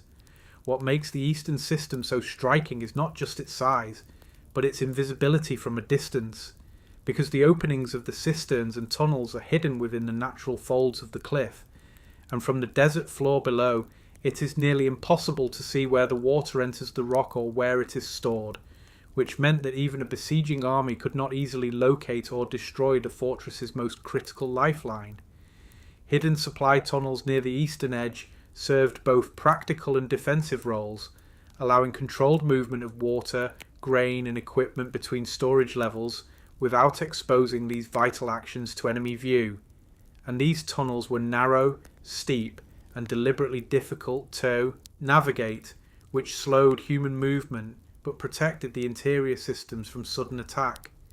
Inside the fortress walls on the plateau above, massive storehouses lined the eastern sector, built with thick walls and raised floors to protect grain, dried fruit, wine, and oil from heat and moisture, and these were stocked with supplies during times of peace precisely because Herod designed Masada as a last refuge to be used in moments of absolute emergency. After Herod's death, the fortress passed through several hands before becoming one of the final strongholds of Jewish resistance during the First Jewish-Roman War in the 1st century CE, when a group known as the Sicarii seized the site and held it against the might of the Roman Empire. For nearly 3 years, the defenders relied not on open battle, but on stored food, captured rainwater, and those hidden cistern systems carved decades earlier into the eastern rock. The Roman legions eventually constructed their massive siege ramp on the western side, the gentler slope that allowed heavy machinery to reach the walls. But while that ramp dominates the modern image of Masada, the eastern face remained the fortress's true defensive heart, where water continued to flow through channels unseen, where stores remained protected inside sealed rooms, and where movement within the defensive core stayed hidden from the besiegers below. The eastern cisterns of Masada also change how we understand desert engineering, because they show that ancient builders did not merely adapt to the environment, but reshaped it through precise observation and long-term planning, calculating runoff patterns, carving channels at exact gradients, and placing storage cavities at heights that balanced ease of access with structural safety. Unlike cities located along rivers, where water is constant but vulnerable to attack, Masada's eastern system turned water into something private and concealed, and in a desert context, that privacy was as important as the water itself. Walking along the eastern edge of Masada today, one sees not only the steep drop toward the Dead Sea, but also the faint outlines of channels etched into stone, stairways descending into darkness, and openings to cistern tunnels that once echoed with the sounds of hauling buckets and sliding ropes. The silence of these corridors today is deceptive because in antiquity they were some of the most heavily travelled routes in the fortress, not for soldiers in armour, but for water carriers, labourers, and engineers whose work sustained everyone else above. The tragedy associated with Masada is well known, tied to the final moments of resistance when the Romans breached the defences from the west. But the eastern systems remind us that the story of Masada is not only about death, but about extraordinary endurance built into stone decades before that final siege even occurred. Herod's fortress was not designed for one war, one rebellion, or one ruler, but for repeated crises in a region where political stability was always uncertain, and the eastern cisterns and hidden supply tunnels represent the deepest layer of that survival strategy. They also reveal that ancient military strength often depended far more on logistics than on weapons, because without the ability to store food and water invisibly and securely, no fortress, no matter how high its walls or steep its cliffs, could last even a short time under siege.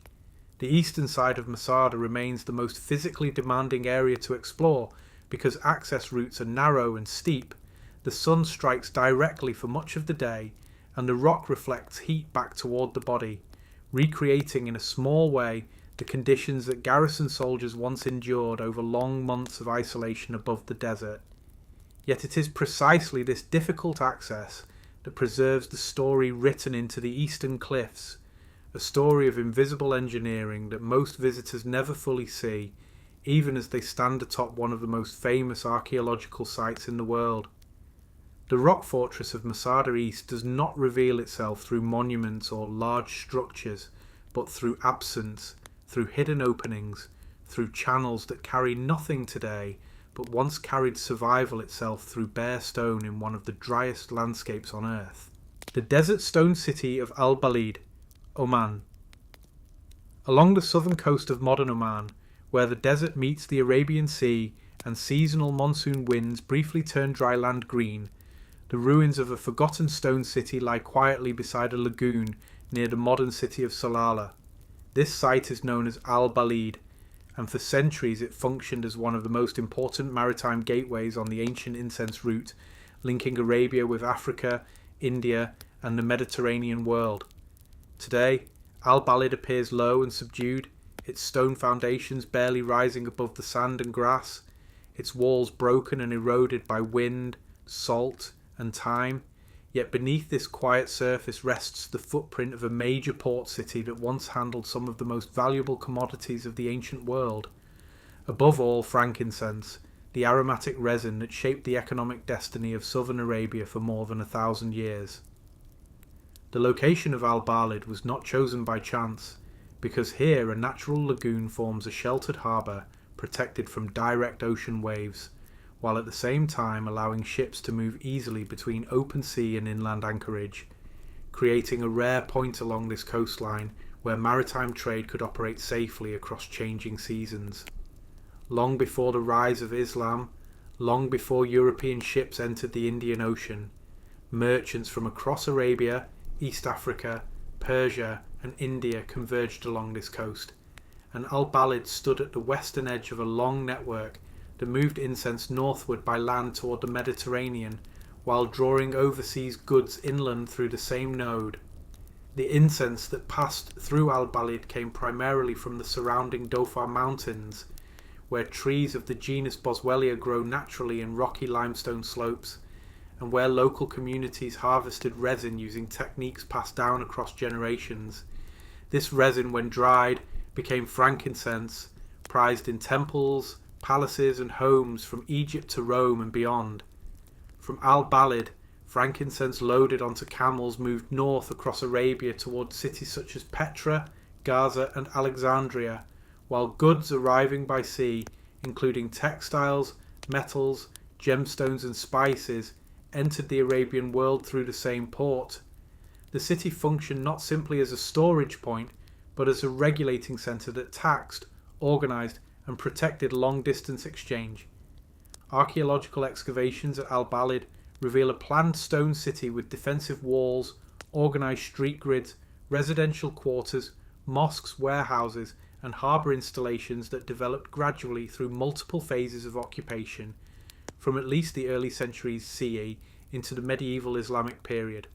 What we see today represents only the lower stone foundations of a city that once rose higher in mud brick, timber and plaster, materials that have long since returned to earth. One of the most significant discoveries at Al-Balid is the layout of its harbour infrastructure, where stone-lined quays and mooring points indicate that ships were not simply beached, but secured within managed docking spaces connected directly to warehouses and market areas.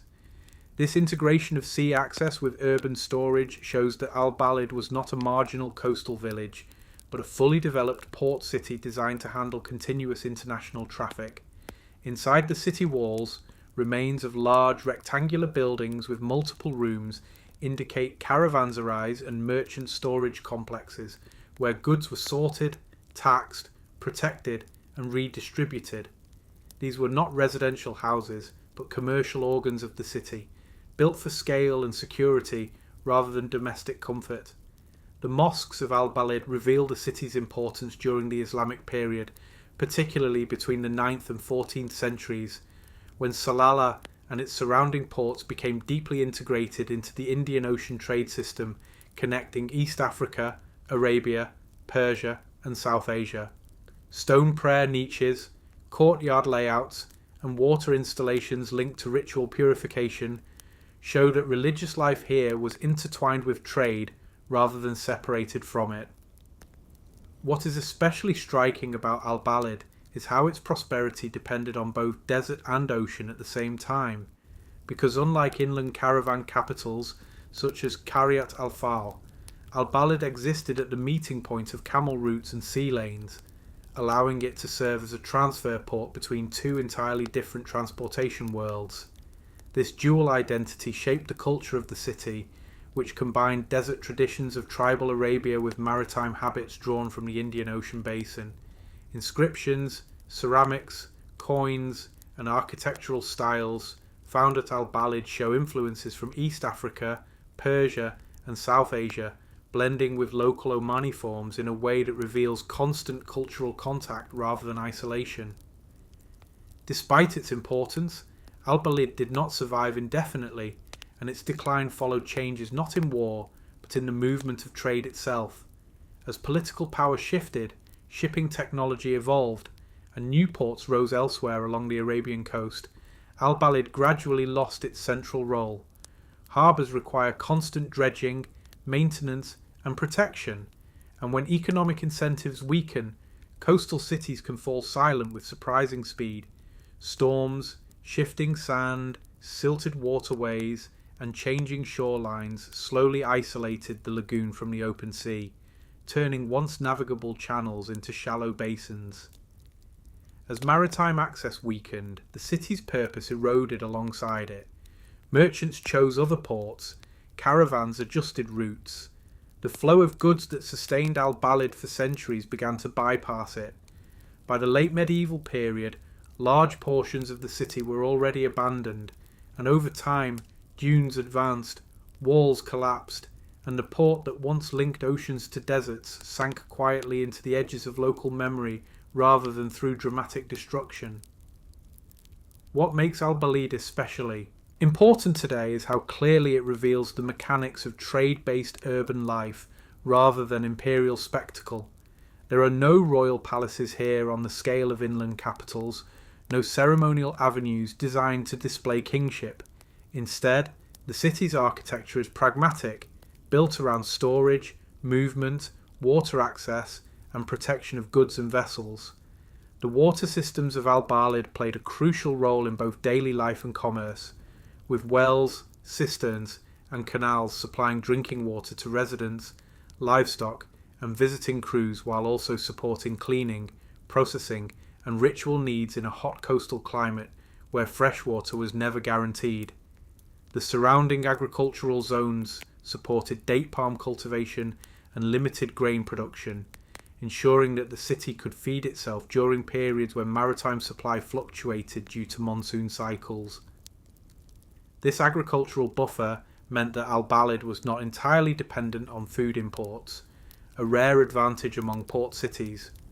Modern archaeological work at Al Balid has uncovered evidence of long-distance trade connections through imported pottery from China and India, glassware from the Islamic world, and metal goods from multiple regions, confirming that this port was deeply embedded in a truly global network long before the age of European exploration. Today, what remains of Al Balid rests inside a protected archaeological park, where stone outlines trace streets that once carried merchants from 3 continents, and where the still waters of the lagoon reflect broken walls that once stood behind active docks. The nearby Land of Frankincense Museum now preserves many of the objects recovered from the site, but the most powerful evidence still lies under open sky.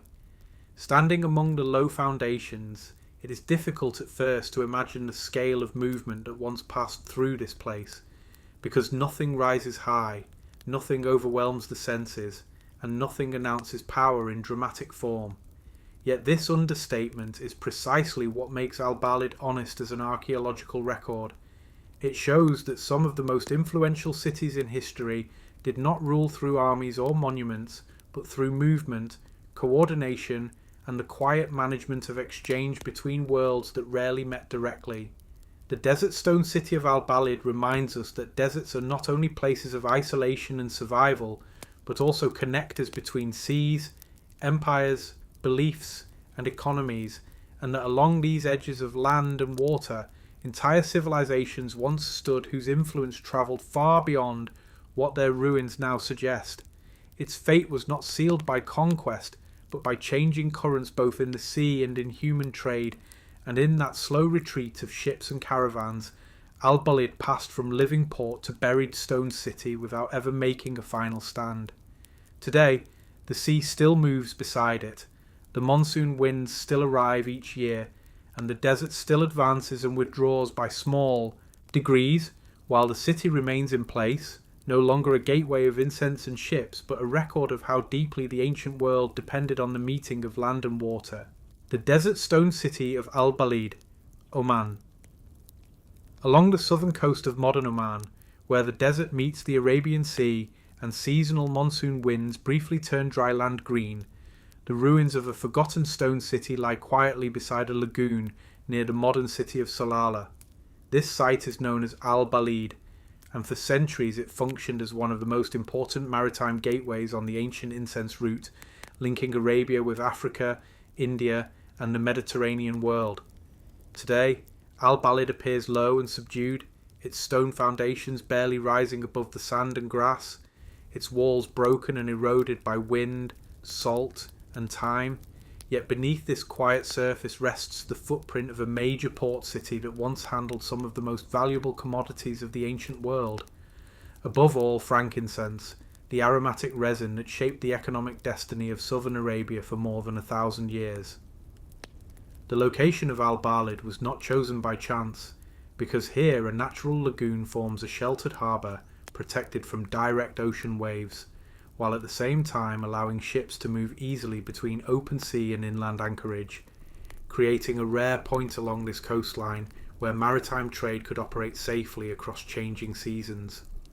Long before the rise of Islam, long before European ships entered the Indian Ocean, merchants from across Arabia, East Africa, Persia and India converged along this coast, and Al-Balid stood at the western edge of a long network that moved incense northward by land toward the Mediterranean, while drawing overseas goods inland through the same node. The incense that passed through Al-Balid came primarily from the surrounding Dhofar Mountains, where trees of the genus Boswellia grow naturally in rocky limestone slopes, and where local communities harvested resin using techniques passed down across generations. This resin, when dried, became frankincense, prized in temples, palaces and homes from Egypt to Rome and beyond.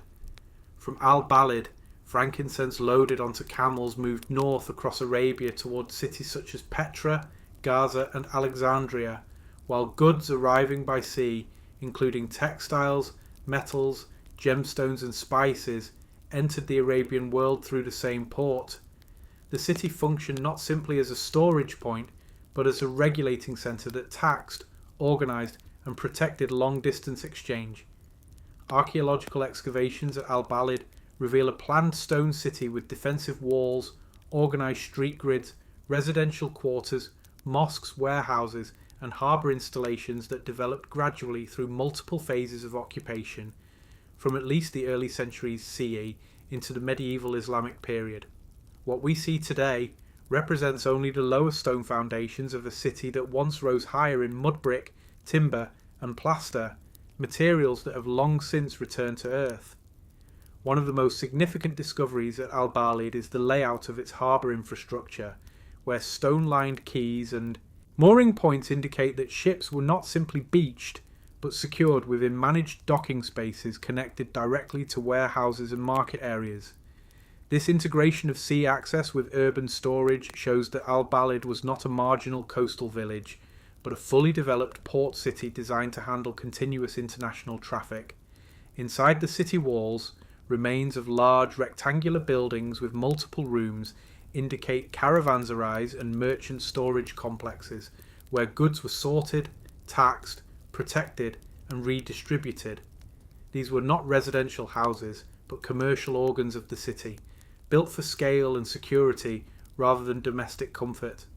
The mosques of Al-Balid reveal the city's importance during the Islamic period, particularly between the 9th and 14th centuries, when Salalah and its surrounding ports became deeply integrated into the Indian Ocean trade system, connecting East Africa, Arabia, Persia and South Asia. Stone prayer niches, courtyard layouts and water installations linked to ritual purification show that religious life here was intertwined with trade rather than separated from it. What is especially striking about Al-Balid is how its prosperity depended on both desert and ocean at the same time, because unlike inland caravan capitals such as Qaryat al-Fal, Al-Balid existed at the meeting point of camel routes and sea lanes, allowing it to serve as a transfer port between two entirely different transportation worlds. This dual identity shaped the culture of the city, which combined desert traditions of tribal Arabia with maritime habits drawn from the Indian Ocean basin. Inscriptions, ceramics, coins and architectural styles found at Al-Balid show influences from East Africa, Persia and South Asia, blending with local Omani forms in a way that reveals constant cultural contact rather than isolation. Despite its importance, Al-Balid did not survive indefinitely, and its decline followed changes not in war, but in the movement of trade itself. As political power shifted, shipping technology evolved, and new ports rose elsewhere along the Arabian coast, Al-Balid gradually lost its central role. Harbours require constant dredging, maintenance, and protection, and when economic incentives weaken, coastal cities can fall silent with surprising speed.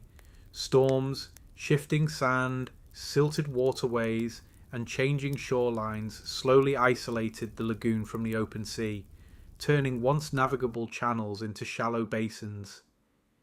As maritime access weakened, the city's purpose eroded alongside it. Merchants chose other ports, caravans adjusted routes. The flow of goods that sustained Al-Balid for centuries began to bypass it. By the late medieval period, large portions of the city were already abandoned, and over time, dunes advanced, walls collapsed, and the port that once linked oceans to deserts sank quietly into the edges of local memory rather than through dramatic destruction. What makes Al-Balid especially important today is how clearly it reveals the mechanics of trade-based urban life rather than imperial spectacle. There are no royal palaces here on the scale of inland capitals, no ceremonial avenues designed to display kingship. Instead, the city's architecture is pragmatic, built around storage, movement, water access, and protection of goods and vessels. The water systems of Al-Balid played a crucial role in both daily life and commerce, with wells, cisterns, and canals supplying drinking water to residents, livestock, and visiting crews, while also supporting cleaning, processing, and ritual needs in a hot coastal climate where fresh water was never guaranteed. The surrounding agricultural zones supported date palm cultivation and limited grain production, ensuring that the city could feed itself during periods when maritime supply fluctuated due to monsoon cycles. This agricultural buffer meant that Al-Balid was not entirely dependent on food imports, a rare advantage among port cities. Modern archaeological work at Al-Balid has uncovered evidence of long-distance trade connections through imported pottery from China and India, glassware from the Islamic world, and metal goods from multiple regions, confirming that this port was deeply embedded in a truly global network long before the age of European exploration. Today, what remains of Al-Balid rests inside a protected archaeological park, where stone outlines trace streets that once carried merchants from 3 continents, and where the still waters of the lagoon reflect broken walls that once stood behind active docks. The nearby Land of Frankincense Museum now preserves many of the objects recovered from the site, but the most powerful evidence still lies under open sky. Standing among the low foundations, it is difficult at first to imagine the scale of movement that once passed through this place, because nothing rises high, nothing overwhelms the senses, and nothing announces power in dramatic form. Yet this understatement is precisely what makes Al-Balid honest as an archaeological record. It shows that some of the most influential cities in history did not rule through armies or monuments, but through movement, coordination, and the quiet management of exchange between worlds that rarely met directly. The desert stone city of Al-Balid reminds us that deserts are not only places of isolation and survival, but also connectors between seas, empires, beliefs, and economies, and that along these edges of land and water, entire civilizations once stood whose influence travelled far beyond what their ruins now suggest. Its fate was not sealed by conquest, but by changing currents both in the sea and in human trade, and in that slow retreat of ships and caravans, Al-Balid passed from living port to buried stone city without ever making a final stand. Today, the sea still moves beside it, the monsoon winds still arrive each year, and the desert still advances and withdraws by small degrees, while the city remains in place, no longer a gateway of incense and ships, but a record of how deeply the ancient world depended on the meeting of land and water. The forgotten capital of Old Dongola, Sudan. On a wide bend of the Nile River in northern Sudan, where desert sand presses close to the river's green edge and the horizon flattens into heat and silence, the buried ruins of a once powerful capital lie scattered beneath shifting dunes. This place is known today as Old Dongola, and for nearly 1,000 years it stood as the political, religious and military heart of a Christian African kingdom that once rivaled the great powers of the medieval Nile world. What remains at Old Dongola does not announce itself with towering monuments visible from afar. The sand has flattened much of the city into subtle rises and broken walls barely lifting above the ground. Wind reshapes the surface each year. Whole buildings appear and disappear with the seasons. And yet beneath this quiet surface rests a capital that once commanded armies, negotiated with caliphates, governed trade routes, and housed one of the largest concentrations of stone churches in medieval Africa. Old Dongola was the capital of the Nubian Christian kingdom of Makuria, which rose after the fall of Roman control in the Nile Valley and flourished between roughly the 6th and 14th centuries. This kingdom was neither isolated nor weak. It controlled long sections of the Nile corridor between Egypt and Inner Africa and acted as both a frontier and a mediator between Christian and Islamic worlds for centuries. The location of Dongola was chosen with extreme precision. The Nile here curves in a way that creates natural defensive advantages. Desert approaches funnel movement toward the river. Agricultural land stretches in narrow bands along the floodplain. Whoever controlled Dongola controlled not only farming surplus, but also the movement of people, goods, and armies through this section of Africa. Archaeological evidence shows that Old Dongola was not a loosely organised town, but a fully developed capital with royal quarters, administrative zones, fortification systems, religious districts, harbour installations, and industrial workshops. At its height, the city stretched across several square kilometres along the Nile's edge, built from stone, mud brick, timber, and plaster. The most remarkable feature of Old Dongola is the sheer density of its churches. Dozens of stone-built churches once stood across the city, ranging from small neighbourhood chapels to monumental cathedral structures with multi-aisled interiors, vaulted ceilings, and painted sanctuaries. These churches were not symbolic outposts. They were active institutions that shaped every layer of life from royal authority to village ritual. Christian Nubia is often forgotten in mainstream histories of Africa and the Middle East, yet for centuries it formed a stable, literate, architecturally complex civilization deeply connected to Byzantine traditions while remaining fully African in culture and population. Dongola was the throned city of this world. At the heart of Old Dongola stood a massive royal structure now known as the Dongola Throne Hall. This building dominates the central ruins even in its collapsed state. Its walls were several meters thick. Its interior hall rose to extraordinary height, likely used for royal audiences, political ceremonies, and public declarations of power. The throne hall was later converted into a mosque after the city's fall, its Christian murals plastered over and Islamic prayer features added, creating a rare architectural record of religious transition in stone rather than in text. Beneath layers of later use, traces of Christian fresco painting still survive in protected pockets, showing saints, rulers, and symbolic imagery rendered in Nubian style. Around this royal core spread the administrative and elite residential quarters, where stone-built houses contained multiple rooms, storage spaces, courtyards, and water systems. These were not fragile huts. They were permanent urban structures meant for generational occupation.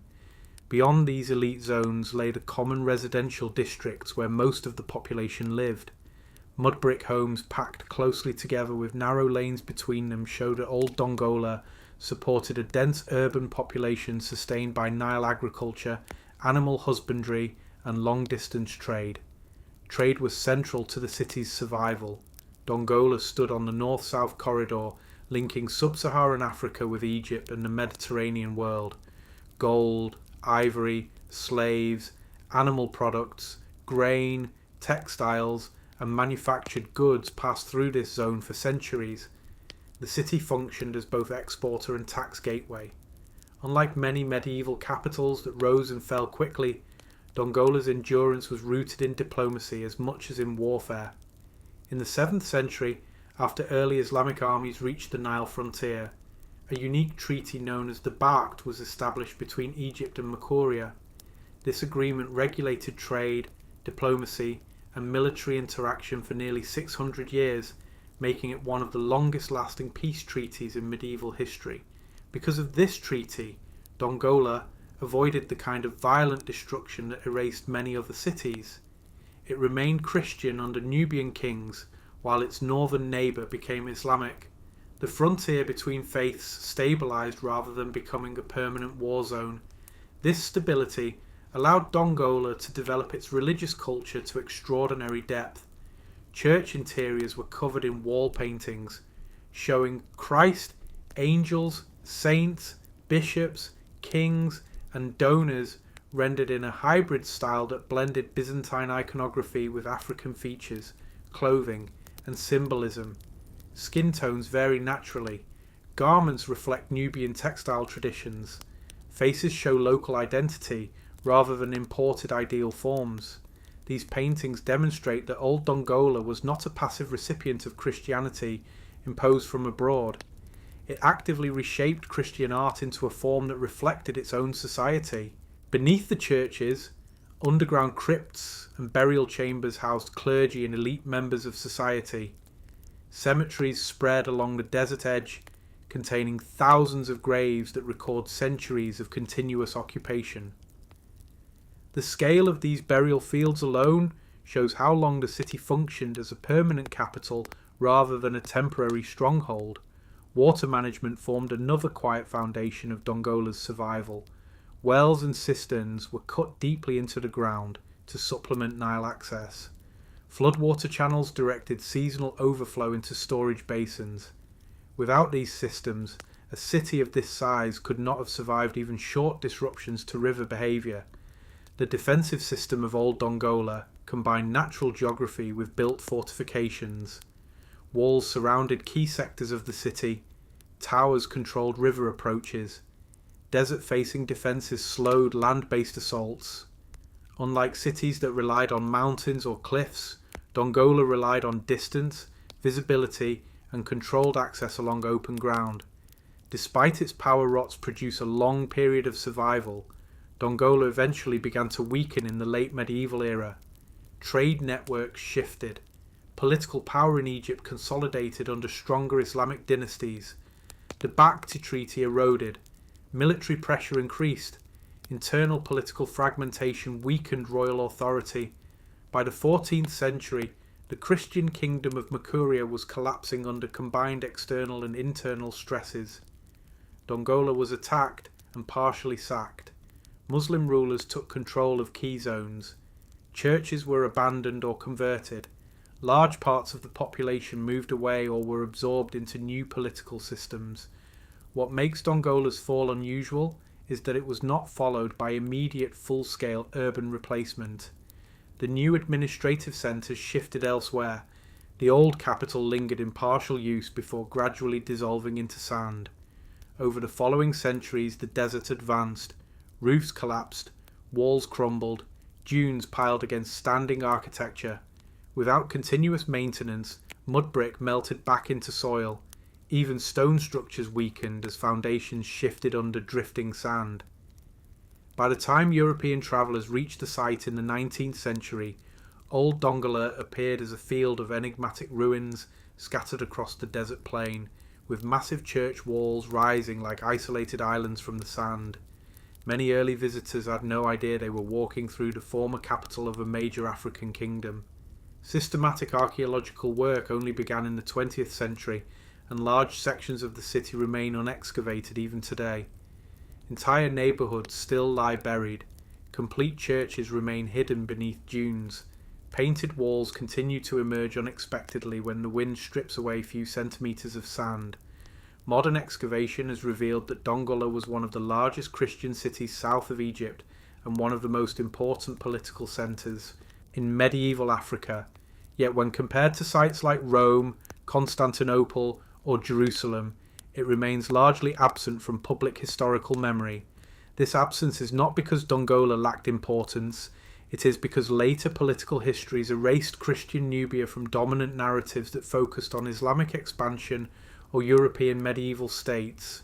Dongola stands as a reminder that Africa possessed complex Christian kingdoms with monumental stone architecture, international diplomacy, advanced urban planning, and sophisticated religious art long before colonial influence. Walking across the ruins today, the scale is difficult to grasp at first because nothing is fully upright. Sand fills doorways, walls rise only part way, entire buildings lie flattened, but when you trace foundations across kilometres, the vastness becomes undeniable. You move from church to palace ruins, from elite quarters to common neighbourhoods, from harbour installations to desert-facing gates, all without leaving the archaeological field. The city is not stacked vertically like Petra or Mangup. It is spread horizontally across open ground, making its full size visible only with slow movement and aerial perspective. The silence of old Dongola is profound. There is no modern town directly over the core ruins, no dense development, only wind, sand, and distant river sound fill the space. This has protected parts of the city while also isolating it from public awareness. The lost plateau city of Choquequirá, Peru. 20-minute calm, human, continuous documentary narration, high in the eastern flank of the Andes, far beyond the crowded ridge paths and restoration scaffolding of famous archaeological parks. There lies a remote stone city spread across a wide mountain plateau where clouds pass low through eucalyptus trees and the land drops away into forested abyss on every side. This place is known today as Choquequirá, and it remains one of the least visited yet most extensive highland urban ruins in southern Peru, hidden deeper in the mountains than even Machu Picchu. Choquequirá is not a single ruin or a lone temple on a ridge. It is a scattered city grid carved across an open plateau at extreme altitude, where stone foundations stretch across multiple hilltops connected by ancient roads, terraced slopes, retaining walls, and defensive barriers that follow the natural logic of the terrain rather than imposing artificial geometry. The site is so expansive and so difficult to reach that even today it cannot be understood fully from a single viewpoint, because its parts reveal themselves only through long movement across uneven highland ground. The scale of Choquequirá challenges the idea that Inca and pre-Inca cities were always compact ceremonial centres perched on dramatic peaks. This city spreads outward rather than upward. Its architecture does not seek spectacle from a single angle, but instead organises itself into zones of residence, storage, agriculture, ritual, and movement, all laid out across the plateau's natural contours. The plateau itself exists at an altitude where farming is difficult, weather changes without warning, and oxygen levels thin the air enough that even experienced hikers feel strain. Yet this environment also offers strategic advantages because the slopes that fall away from the city form natural defensive boundaries, and the wide view across surrounding valleys allows early detection of anyone approaching along the few viable access routes. Archaeological evidence suggests that Choquequirá was not a short-lived outpost, but a long-term occupation that passed through several phases of Andean history, including periods of regional cultural development before incorporation into the Inca imperial system. This layered occupation is visible in variations of masonry style, wall thickness, terrace alignment, and construction techniques spread across the site. Some structures show refined Inca stonework with tight-fitting blocks and precise angles, while others display earlier regional styles built with less standardized shaping and heavier mortar reliance. This mixture confirms that Choquequirá did not begin as an imperial project alone, but was absorbed into a larger political system after centuries of independent development. The city's layout reveals multiple residential zones rather than a single residential core. Houses were built as stone foundations that once supported clay and thatch superstructures now long vanished. These homes cluster in neighbourhoods separated by open working areas, storage courts, and control points where movement between sectors could be observed and regulated. Large terraced fields descend from the edges of the plateau into the surrounding slopes, forming agricultural stairways supported by heavy retaining walls. These terraces were not decorative, they were survival infrastructure designed to trap soil, control erosion, and create growing space in terrain that otherwise could not support permanent population.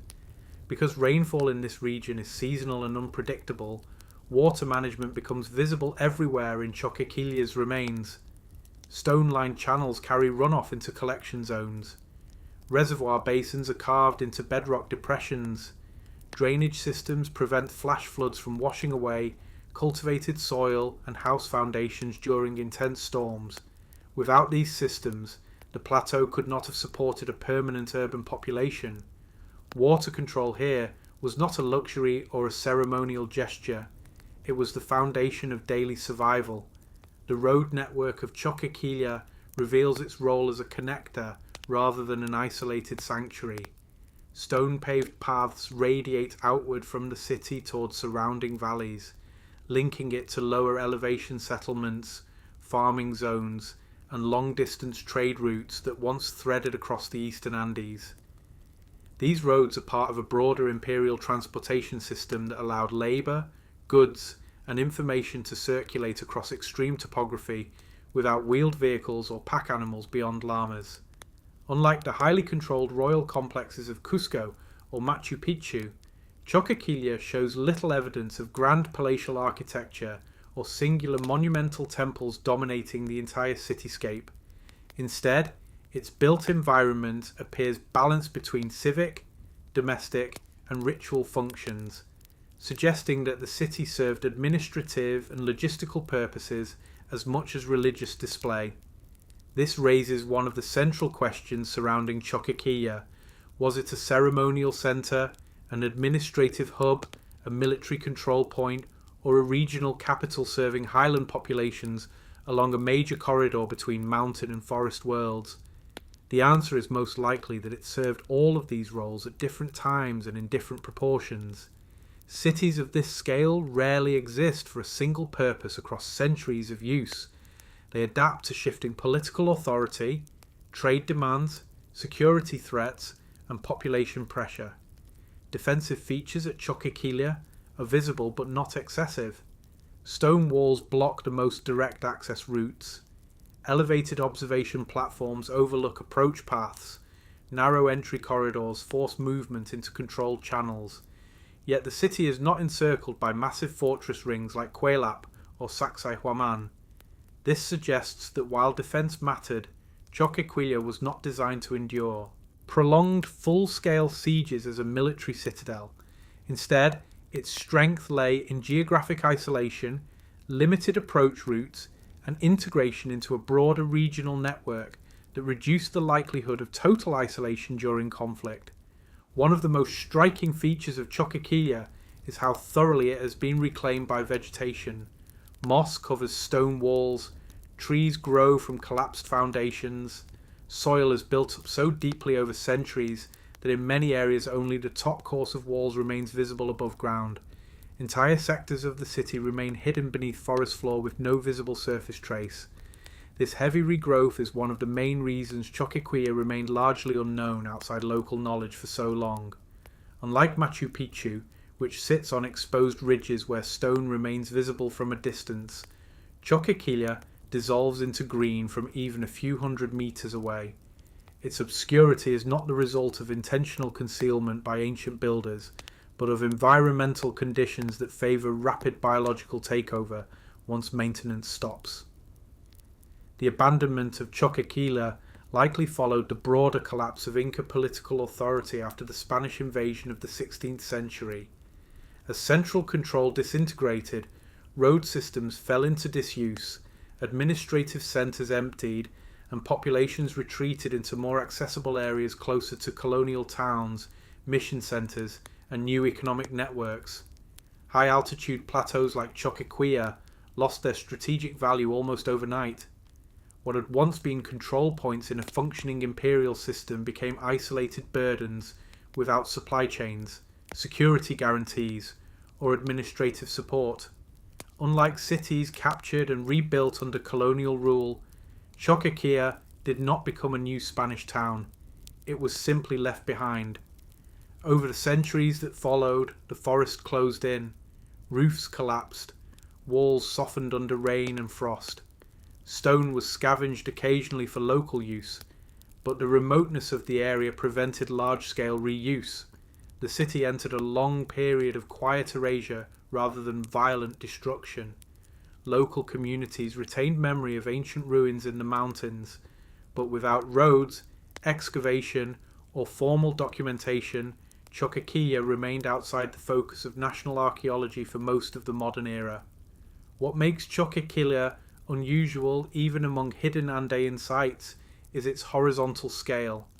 Many lost mountain cities are vertical sanctuaries perched dramatically on narrow ridges.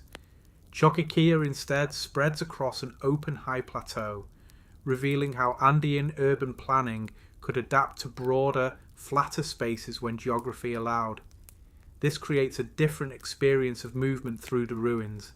Instead of climbing endlessly upward, you walk across wide open ground where neighbourhoods unfold gradually and where the city reveals itself through distance rather than elevation.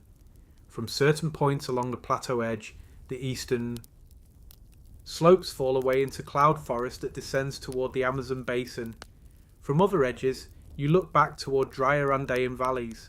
This liminal position between ecological zones made Choquequirá a natural interface between highland agricultural communities and lowland resource networks.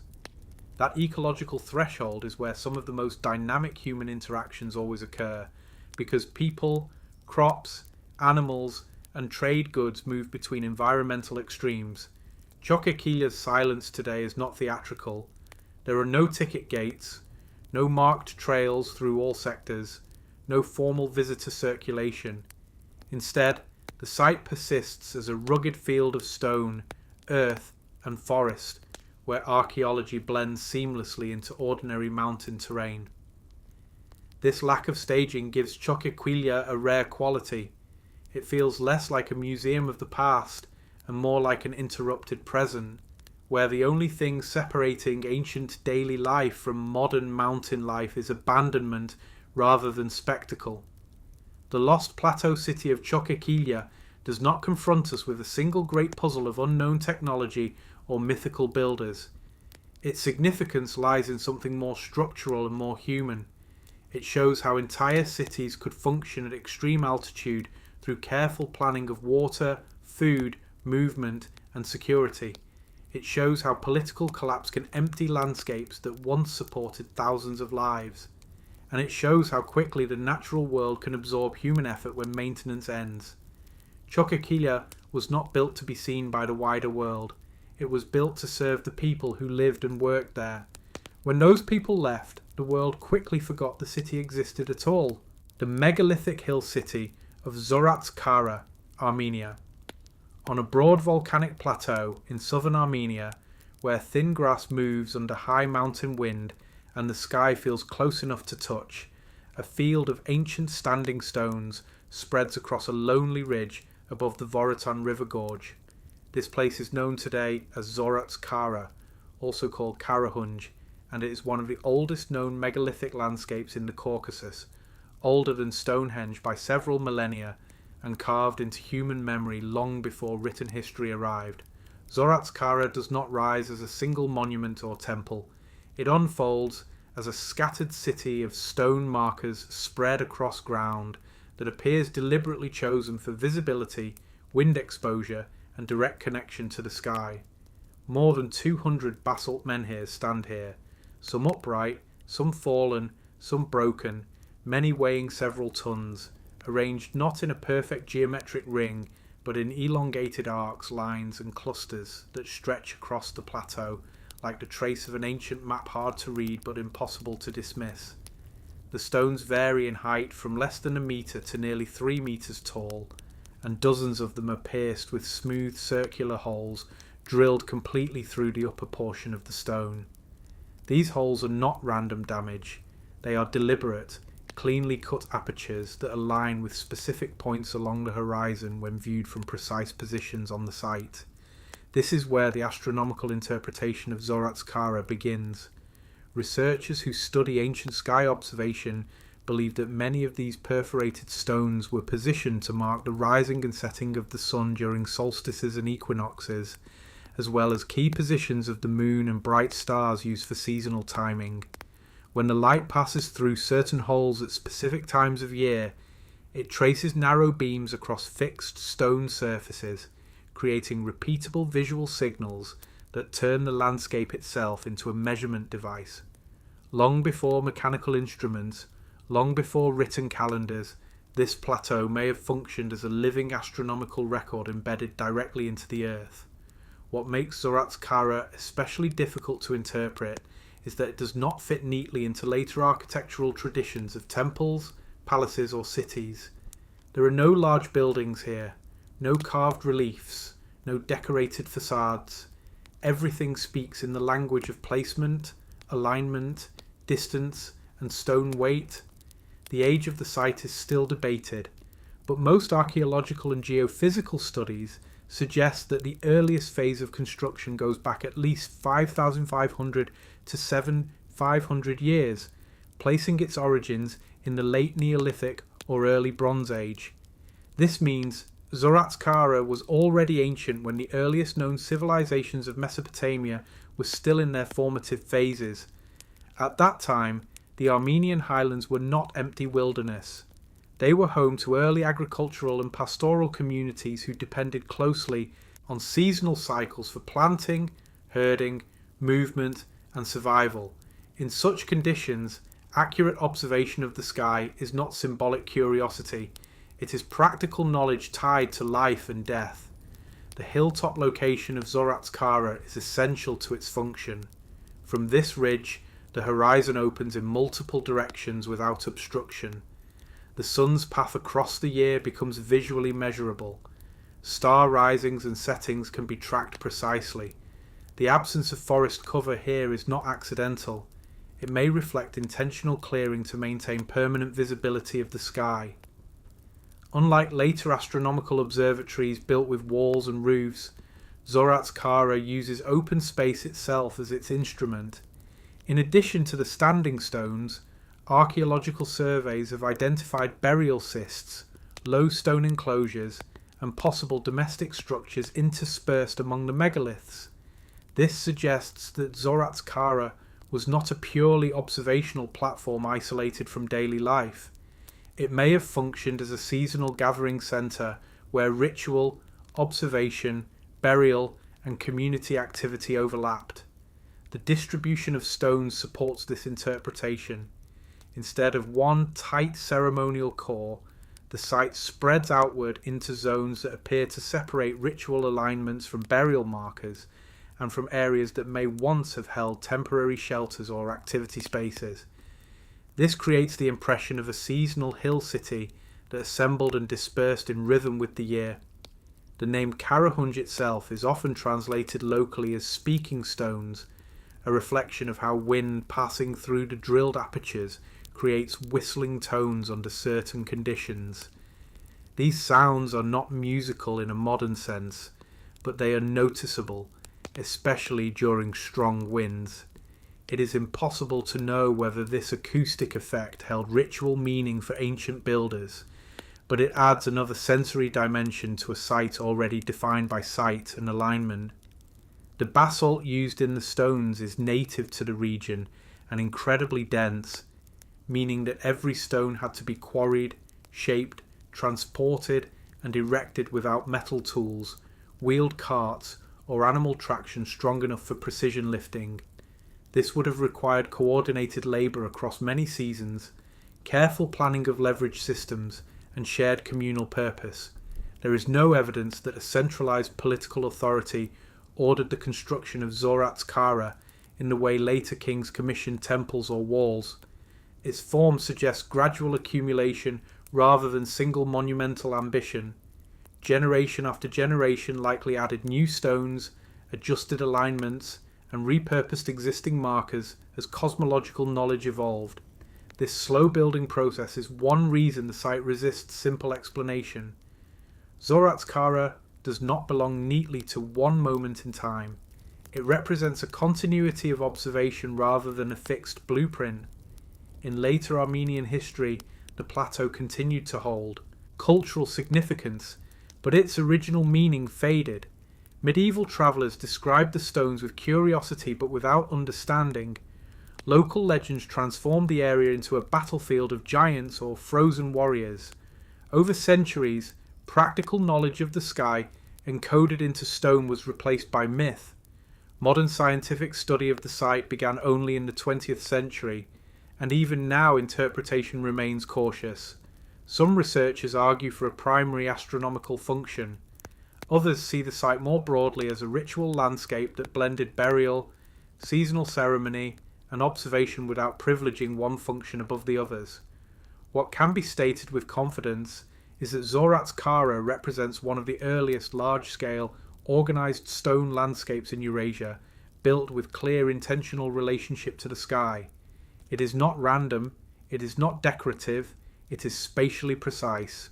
When you walk among the stones, the experience is disorienting at first because there is no obvious central focal point. There is no single structure that tells you where to stand. Instead, the site constantly shifts as you move. A stone that appears ordinary from one angle suddenly reveals a drilled aperture when seen from another. A gap between stones aligns unexpectedly with a distant mountain notch. The sense of orientation changes continuously. This fluidity suggests that the builders did not design the site to be consumed from one fixed viewpoint. It was meant to be walked, revisited, and re-experienced as the sky changed through seasons and years. The association between Zorat's Kara and later major observatory traditions cannot be proven directly, but it does show that systematic sky observation emerged independently in many regions long before formal science. People learned to read movement in the heavens not through theory, but through long patient watching embedded into landscapes they shaped themselves. Unlike concrete cities that impose straight lines and right angles on nature, Zorat's Kara works with the land as it exists. The stones follow the slight curves of the plateau. Alignments account for distant hills rather than ignoring them. The site does not dominate the landscape, it completes it. In recent decades, Zorat's Kara has gained recognition as one of the most important prehistoric sites in the South Caucasus, yet it remains far less protected and far less visited than famous European megalithic centres. There are no large visitor complexes here, no constant supervision, and no heavy reconstruction. The stones remain where they fell or were set thousands of years ago, exposed directly to weather, animals, and time. This lack of heavy intervention preserves authenticity but also leaves the site vulnerable to erosion and human damage. Some stones have been removed in recent centuries for building use in nearby villages. Others have shifted from frost movement and ground settling. What we see today is not the site as it was at its peak, but what has survived. The Lost Pyramid Platform of Cahokia, USA. On the wide floodplains of the Mississippi River, near what is today the city of St. Louis in the state of Illinois, the earth rises in massive geometric forms that at first seem like natural hills shaped by wind and time. But these hills are not natural, they are human-built, and together they form the remains of the largest pre-Columbian city north of Mexico, a true pyramid city once known as Cahokia. For centuries, travellers passed through this landscape without understanding what they were seeing. Farmers ploughed around the mounds, houses were built nearby, railroads cut across former ceremonial grounds, and yet beneath this ordinary American terrain lay the erased capital of a civilization that once rivaled the great cities of the ancient world. At its peak around the year 1100 CE, Cahokia covered more than 6 square miles and supported a population estimated between 20,000 and 40,000 people, making it larger than London or Paris at the same time. This was not a village, it was a full-scale urban centre with planned streets, neighbourhoods, plazas, defensive walls, religious monuments, and a pyramidal skyline built entirely from earth. The dominant structure of Cahokia is Monk's Mound, a massive 4-terrace platform mound that rises over 100 feet high and covers more ground at its base than the Great Pyramid of Egypt. Monk's Mound is not a burial tomb. It is a platform pyramid designed to support monumental architecture on its summit, likely the residence or temple of the city's supreme ruler. The mound was built entirely by hand using woven baskets of soil carried up earthen ramps over many generations. No pack animals, no wheeled carts, no metal tools, just human labour guided by planning, authority, and shared belief. Millions of cubic feet of earth were moved to create this one structure alone. Cahokia was not defined by a single mound. More than 120 mounds once rose across the city in carefully arranged patterns. Some were platform mounds like Monk's Mound. Others were conical burial mounds. Others marked boundary points or ritual zones. Together they created a monumental civic-religious landscape that organised every aspect of life. The heart of the city was the Grand Plaza, a massive open public space carefully levelled for ceremonies, gatherings, trade and political events. This plaza alone required enormous engineering effort to flatten and drain the naturally uneven floodplain. It was not an accidental clearing, it was an intentional public stage. Cahokia was built by the people archaeologists called a Mississippian culture, a complex agricultural society that spread across much of the eastern United States between roughly 800 and 1600 CE. These people were not nomadic hunters. They were farmers, builders, traders, artisans, astronomers, and political organisers. Corn agriculture transformed this world. The reliable production of maize allowed large populations to settle permanently, generate surplus food, and support full-time specialists such as priests, builders, potters, and administrators. Cahokia became the political and spiritual heart of this agricultural empire. The city was not isolated. It stood at the most important river crossroads in North America, where the Mississippi meets the Missouri and Illinois river systems. From here, trade routes extended in all directions. Copper from the Great Lakes, shells from the Gulf of Mexico, stone from the Appalachians, and rare materials from the plains all flowed into Cahokia. This was not a regional town, it was a continental hub. Power at Cahokia was deeply tied to religion and cosmology. The rulers were not just political leaders, they were sacred mediators between the earthly world and the sky. Much like in ancient Egypt or Mesopotamia, authority was justified through control of ritual, astronomy, and seasonal order. This connection to the sky is visible in one of Cahokia's most intriguing features, a structure known today as Woodhenge. Woodhenge consisted of large cedar posts arranged in circular patterns that tracked the movement of the sun across the year. From fixed points, observers could mark solstices, equinoxes, and seasonal changes with precision. This knowledge governed planting cycles, ceremonies, and political authority. The alignment of Woodhenge with key mounds shows that Cahokia was planned using astronomical logic, not merely practical settlement needs. The city was structured as a reflection of cosmic order on Earth. Burial practices reveal a harsh side of Cahokian power. In one mound, archaeologists uncovered the remains of a high-status man buried on a bed of shell beads arranged in the shape of a falcon, a sacred symbol linked to sky power and warfare. Around him were the bodies of sacrificed individuals, including young women and attendants, buried in organised layers. These were not chaotic deaths, they were ritual executions tied to elite authority. This discovery confirms that Cahokia was not an equal society. It was highly stratified.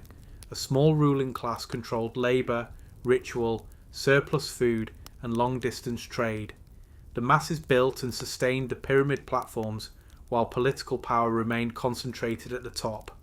Residential zones spread outward from the ceremonial core into dense neighbourhoods of pole and thatch houses arranged along streets and alleys. These homes were repaired, rebuilt, and expanded as the city grew. Fire pits, storage bins, and craft workshops showed that everyday life at Cahokia was busy, organised, and deeply urban. Defensive walls surrounded key areas of the city, with wooden palisades rebuilt multiple times as the population expanded and political tensions increased. These walls were not symbolic, they were real military defences used during periods of unrest. At its peak, Cahokia was not just the largest city in North America, it was one of the largest cities in the entire world. And then within a few generations it began to collapse. By around 1200 to 1300 CE, Cahokia went into rapid decline. Population dropped sharply, construction stopped, neighbourhoods were abandoned, the Great Plaza fell silent. By the time Europeans arrived centuries later, the city was already a ghost buried under soil and trees. What caused the fall of Cahokia is still debated. There is no single explanation. Instead, evidence points to several overlapping pressures. Environmental strain played a major role. The surrounding forests were cut aggressively to supply wood for construction, fuel, and palisades. This led to erosion, flooding, and declining soil fertility. As population grew, food demands increased beyond what the land could sustainably support. Climate instability also affected the region. The onset of cooler, more unpredictable weather during the early phases of the Little Ice Age likely reduced crop yields and disrupted agricultural reliability. A society dependent on surplus agriculture becomes extremely vulnerable when that surplus fails. Political instability appears to have followed environmental stress. Defensive rebuilding suggests internal conflict or external threats. The extreme social inequality visible in elite burials may have contributed to unrest as resources became scarcer. There is no evidence of European disease at this stage. Cahokia fell before sustained contact with Europeans. Its collapse was a purely indigenous crisis driven by environment, economy, and power. After abandonment, the region did not remain empty. Smaller communities continued to live nearby, but none rebuilt the pyramid city. Its purpose and authority were gone. When French explorers encountered the area in the 1600s and 1700s, they saw only strange earth hills and overgrown clearings. The native nations living in the region at that time were not the builders of Cahokia and held only distant oral traditions about ancient mound builders. This gap in memory allowed a dangerous myth to spread in early American history that the mounds must have been built by some lost non-native civilization. This false idea was later used to justify land theft by denying indigenous achievement. Modern archaeology has completely erased that myth. Cahokia was undeniably built by the ancestors of today's Native American nations. It represents the highest level of urban complexity ever reached in prehistoric North America. The underground mega-labyrinth of Orvieto, Italy. High on a volcanic plateau in central Italy, the medieval city of Orvieto appears from the outside as a fortified stone town balanced on vertical cliffs of soft volcanic rock called tufa. From above, Orvieto looks like many historic European hill cities, defined by cathedral towers, narrow streets, and defensive walls. But beneath the streets, beneath the homes, beneath the churches and markets, there exists another city entirely. An underground labyrinth of more than 200 artificial caves carved directly into the rock, forming one of the most complex hidden urban systems in Europe. This underground world was not built all at once. It evolved over nearly 3,000 years, beginning with the ancient Etruscans and continuing through Roman, medieval, and Renaissance phases of occupation. Each generation added new chambers, tunnels, shafts, wells, cisterns, storage rooms, escape passages, and hidden stairways, adapting the existing network to new needs without ever fully erasing the old. The earliest known phase of Orvieto's underground construction belongs to the Etruscans, who settled this volcanic plateau more than 2,500 years ago. For them, the soft tufa stone was both foundation and opportunity. It supported heavy architecture on the surface, while allowing easy excavation below with simple iron tools. Etruscan engineers cut deep chambers beneath their homes to create cold, stable environments for storing grain, wine, oil, and water. These were not small basements. Some of the chambers extend several stories below street level, and connect horizontally across large distances beneath the city. The most essential purpose of this underground city was survival through water control. Orvieto stands high above surrounding rivers with no natural springs on the plateau itself. Without underground wells and cistern systems, long-term occupation would have been impossible.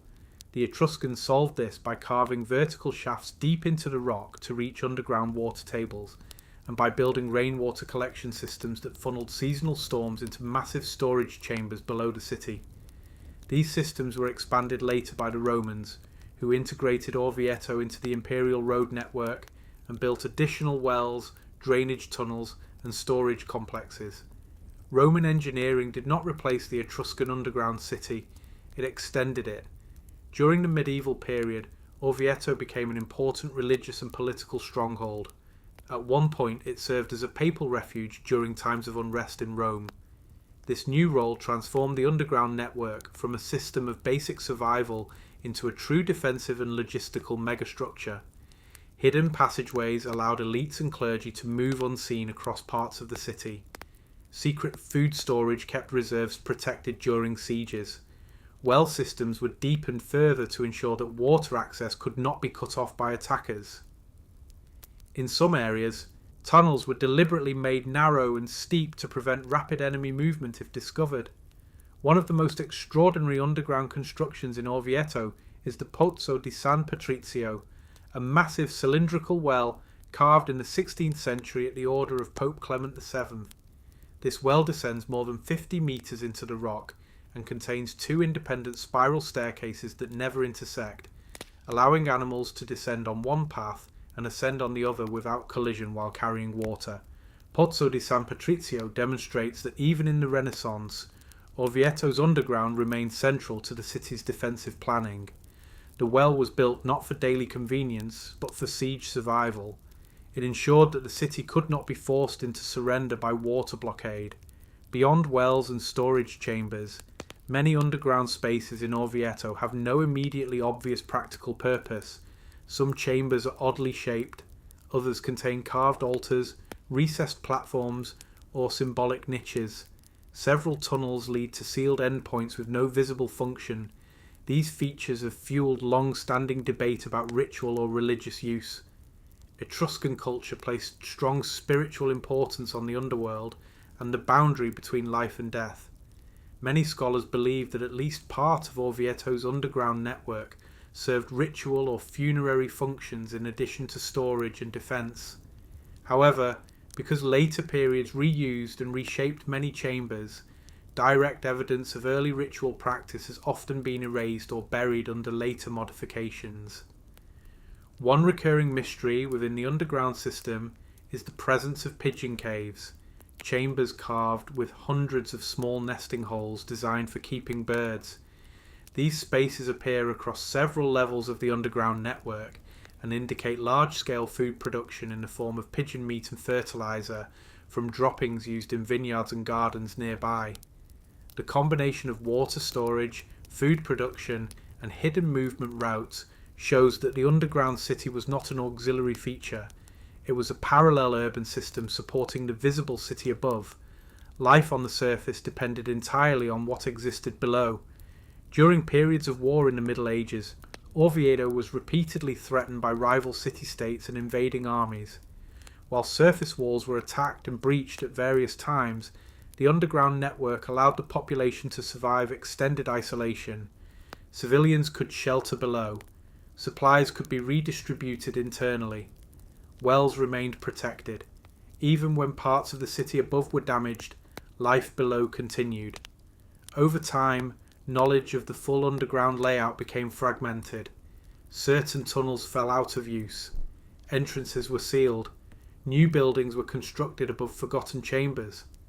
By the modern era, much of Orvieto's subterranean world had effectively vanished from collective memory. It was only in the 20th century that systematic exploration began revealing the true scale of what lay beneath. What started as random discoveries during construction projects gradually expanded into coordinated archaeological mapping. Today, more than 1,200 artificial cavities have been documented, and many more are believed to remain undiscovered. What makes Orvieto's underground exceptional is not just its size, but its continuity. Unlike abandoned cave cities that froze in time after collapse, this labyrinth evolved continuously for over 2 millennia without ever being fully abandoned. Each new generation adjusted and expanded what already existed instead of starting over. This layered construction creates a vertical archive of human survival strategies across ancient, Roman, medieval, and Renaissance eras, all stacked beneath a single city. The notion that these caves were built for unknown rituals comes partly from the symbolic features present in the oldest chambers, and partly from the fact that not every carved space fits a clear economic or military category.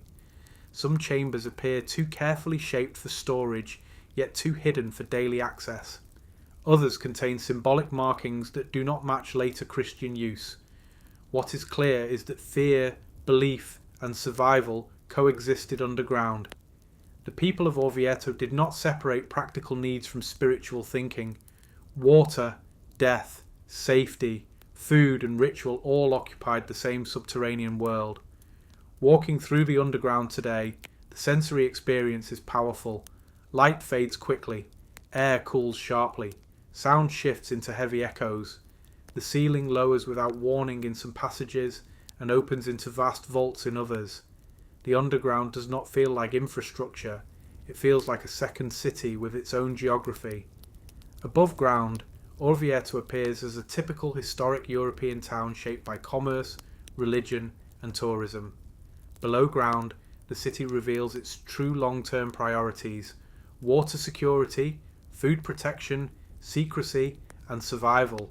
The underground megalabyrinth of Orvieto does not represent a single mystery waiting for a dramatic solution. It represents something more enduring and more human. It shows how a community adapted to its environment with patience rather than spectacle, reshaping stone generation after generation to protect life in times when safety could never be taken for granted.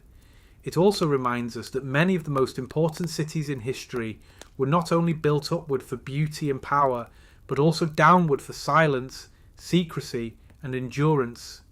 And beneath the cathedral towers, the cafes, and the narrow medieval streets of Orvieto, that silent stone city still remains, holding the memory of survival carved directly into volcanic rock. The ancient mega-platform of Baalbek Quarry, Lebanon. In the fertile Bekaa Valley of modern Lebanon, where mountains enclose a wide agricultural plain and ancient trade routes once crossed between the Mediterranean and the interior of the Near East, lies one of the most physically overwhelming construction sites ever discovered from antiquity. This is the Great Stone Quarry of Baalbek, a place where the largest cut stone blocks in human history were shaped but never fully moved, leaving behind direct physical proof of a construction ambition that still defies full explanation.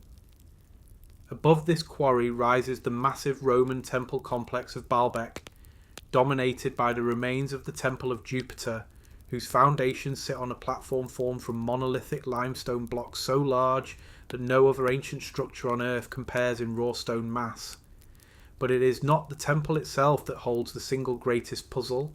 The true enigma lies just below the city, where the stones were cut directly from bedrock. The most famous of these unfinished giants is known today as the Stone of the Pregnant Woman, a single limestone block weighing approximately 1,000 tons. This is not an estimate made with guesswork. It is a calculation based on precise volume measurement and known density of the stone. Nearby, even larger blocks have since been exposed by excavation, including one now estimated to exceed 1,600 tons, making it the heaviest known stone ever quarried by human hands. These stones were not shaped into crude irregular forms. They were cut cleanly with straight edges, flat faces, and sharp angles, prepared specifically for placement into a massive structural platform. The tool marks along their sides show methodical extraction using techniques consistent with ancient quarrying, yet the scale of the effort far exceeds anything else known from the Roman world or earlier cultures. The question is not whether ancient builders cut these stones. The quarry itself proves they did. The real question is how they intended to move them. The platform at Baalbek, known for its trilithon blocks, consists of 3 massive stones embedded in the foundation wall, each weighing approximately 800 to 900 tons. These stones are already among the largest ever lifted and set into place in antiquity. Yet the stones left behind in the quarry are even larger, suggesting that at some point the engineering ambition exceeded even what was ultimately achieved. The Romans are traditionally credited with the visible temple structures above the platform, but archaeological evidence strongly suggests that the foundation platform itself may predate Roman construction. The masonry style of the trilithon differs from typical Roman building phases, and the scale of the stones far exceeds Roman norms even in their most ambitious imperial projects. This raises the possibility that the Romans inherited an earlier sacred platform and expanded upon it rather than creating the entire site from scratch. Baalbek itself was already a religious centre long before Roman rule, associated with ancient Near Eastern deities including the storm god Hadad and later Helios. When Rome took control of the region, it transformed Baalbek into one of its most extravagant religious centres in the Eastern Empire. But the foundation they built upon may belong to an earlier, now mostly lost construction phase. The quarry shows clear evidence of systematic extraction. Workers cut trenches along the sides of the monoliths, separating them from the surrounding bedrock. They left narrow stone ridges beneath the blocks until the final stage, when wooden wedges or levers would have been used to detach the stone completely. This technique is well understood in smaller quarry work across the ancient world. What remains unresolved is how such monoliths could then be raised, transported over uneven ground, and lifted into position several meters above ground level within the massive foundation walls. Standard Roman lifting cranes, even at their theoretical maximum capacity using multiple capstans and pulley systems, fall short of what would be required to lift stones of this mass. Dragging them on wooden sledges over prepared tracks has been suggested, but the friction forces for a stone weighing over 1,000 tons would require extraordinary mechanical advantage, vast quantities of timber, perfectly prepared surfaces, and enormous labour coordination. No depiction from antiquity shows technology capable of handling such loads directly. At the same time, the finished trilithon stones at the temple complex proved that at least some stones of nearly this scale were successfully moved and placed with astonishing precision. These blocks sit tightly fitted together without mortar, aligned with millimetre accuracy across faces weighing hundreds of tons each. This means that the builders did not fail completely. They achieved something unprecedented. The question is why they stopped before moving the even larger stones still resting in the quarry. One possibility is that the engineering limits were reached. The stones may have cracked slightly during attempted movement, making them structurally risky. Another possibility is political disruption. Construction at Baalbek spanned centuries. Shifts in power, funding, earthquakes, military conflict, or changing religious priorities may have halted a project that had already pushed beyond practical limits. The quarry also shows that Baalbek was not built in a single continuous effort. Instead, it appears as a sequence of expanding ambitions. Each generation attempted something larger than the last, culminating in stones so massive that even ancient engineers may have decided they were no longer worth the risk to move. The presence of unfinished stones is one of the strongest indicators that this was not a mythical or symbolic operation. It was a real industrial project, interrupted by real limitations. The mega platform itself, constructed with these impossible stones, served as the artificial mountain upon which the Roman temple complex was erected. This platform was not merely a foundation in the architectural sense, it was a deliberate act of landscape transformation, raising the sacred precinct above the surrounding valley with a stone mass intended to rival the mountains themselves. In antiquity, height and mass were not only aesthetic qualities, they were expressions of divine authority. To raise a god's house on blocks that no human being could move alone was to physically encode the power of the gods into the earth itself. At Baalbek, the power was not subtle, the stones were meant to overwhelm. The city that grew around this platform thrived for centuries as a major pilgrimage centre. Even after the Roman Empire's decline, the colossal ruins remained in use, transformed into Byzantine churches, then later into Islamic fortifications. Each culture reused the stones not because they wished to honour Rome or any forgotten civilization, but because no one could afford to dismantle such immense foundations. Even earthquakes that shattered columns and toppled walls left the trilithon largely unmoved. The stones were simply too large to shift significantly once in place. Modern archaeology has mapped the quarry, tested the stone density, analysed tool marks, and documented lifting attempts using reconstructed ancient techniques at smaller scales. What it still cannot fully demonstrate is a practical, repeatable method for moving stones of this size using only technologies known from the ancient world. This does not mean impossible technology existed. It means the limits of collective human labour, mechanical advantage, and engineering planning at extreme scale are still not fully reconstructed. The ancient mega-platform of Baalbek Quarry does not demand supernatural explanations. It demands deep respect for ancient engineering courage, the willingness to test absolute limits of material and machinery, and the acceptance that not every ambitious project in history reached its final vision. The stones left in the quarry are not symbols of mystery alone. They are symbols of stopped intention, of designs interrupted by reality, of plans that could be imagined before they could be finished. Standing beside the stone of the pregnant woman today, the human body feels small in a way that few places on earth can produce. The block stretches like a carved ship of stone that never touched water, shaped with purpose, abandoned with no ceremony, and left as a silent measure of what ancient builders attempted to do with nothing more than rock, wood, rope, and human will. Baalbek's quarry tells us that ancient civilization was not only capable of refinement and beauty, but also of extreme risk-taking at a scale that still challenges modern engineering comfort zones.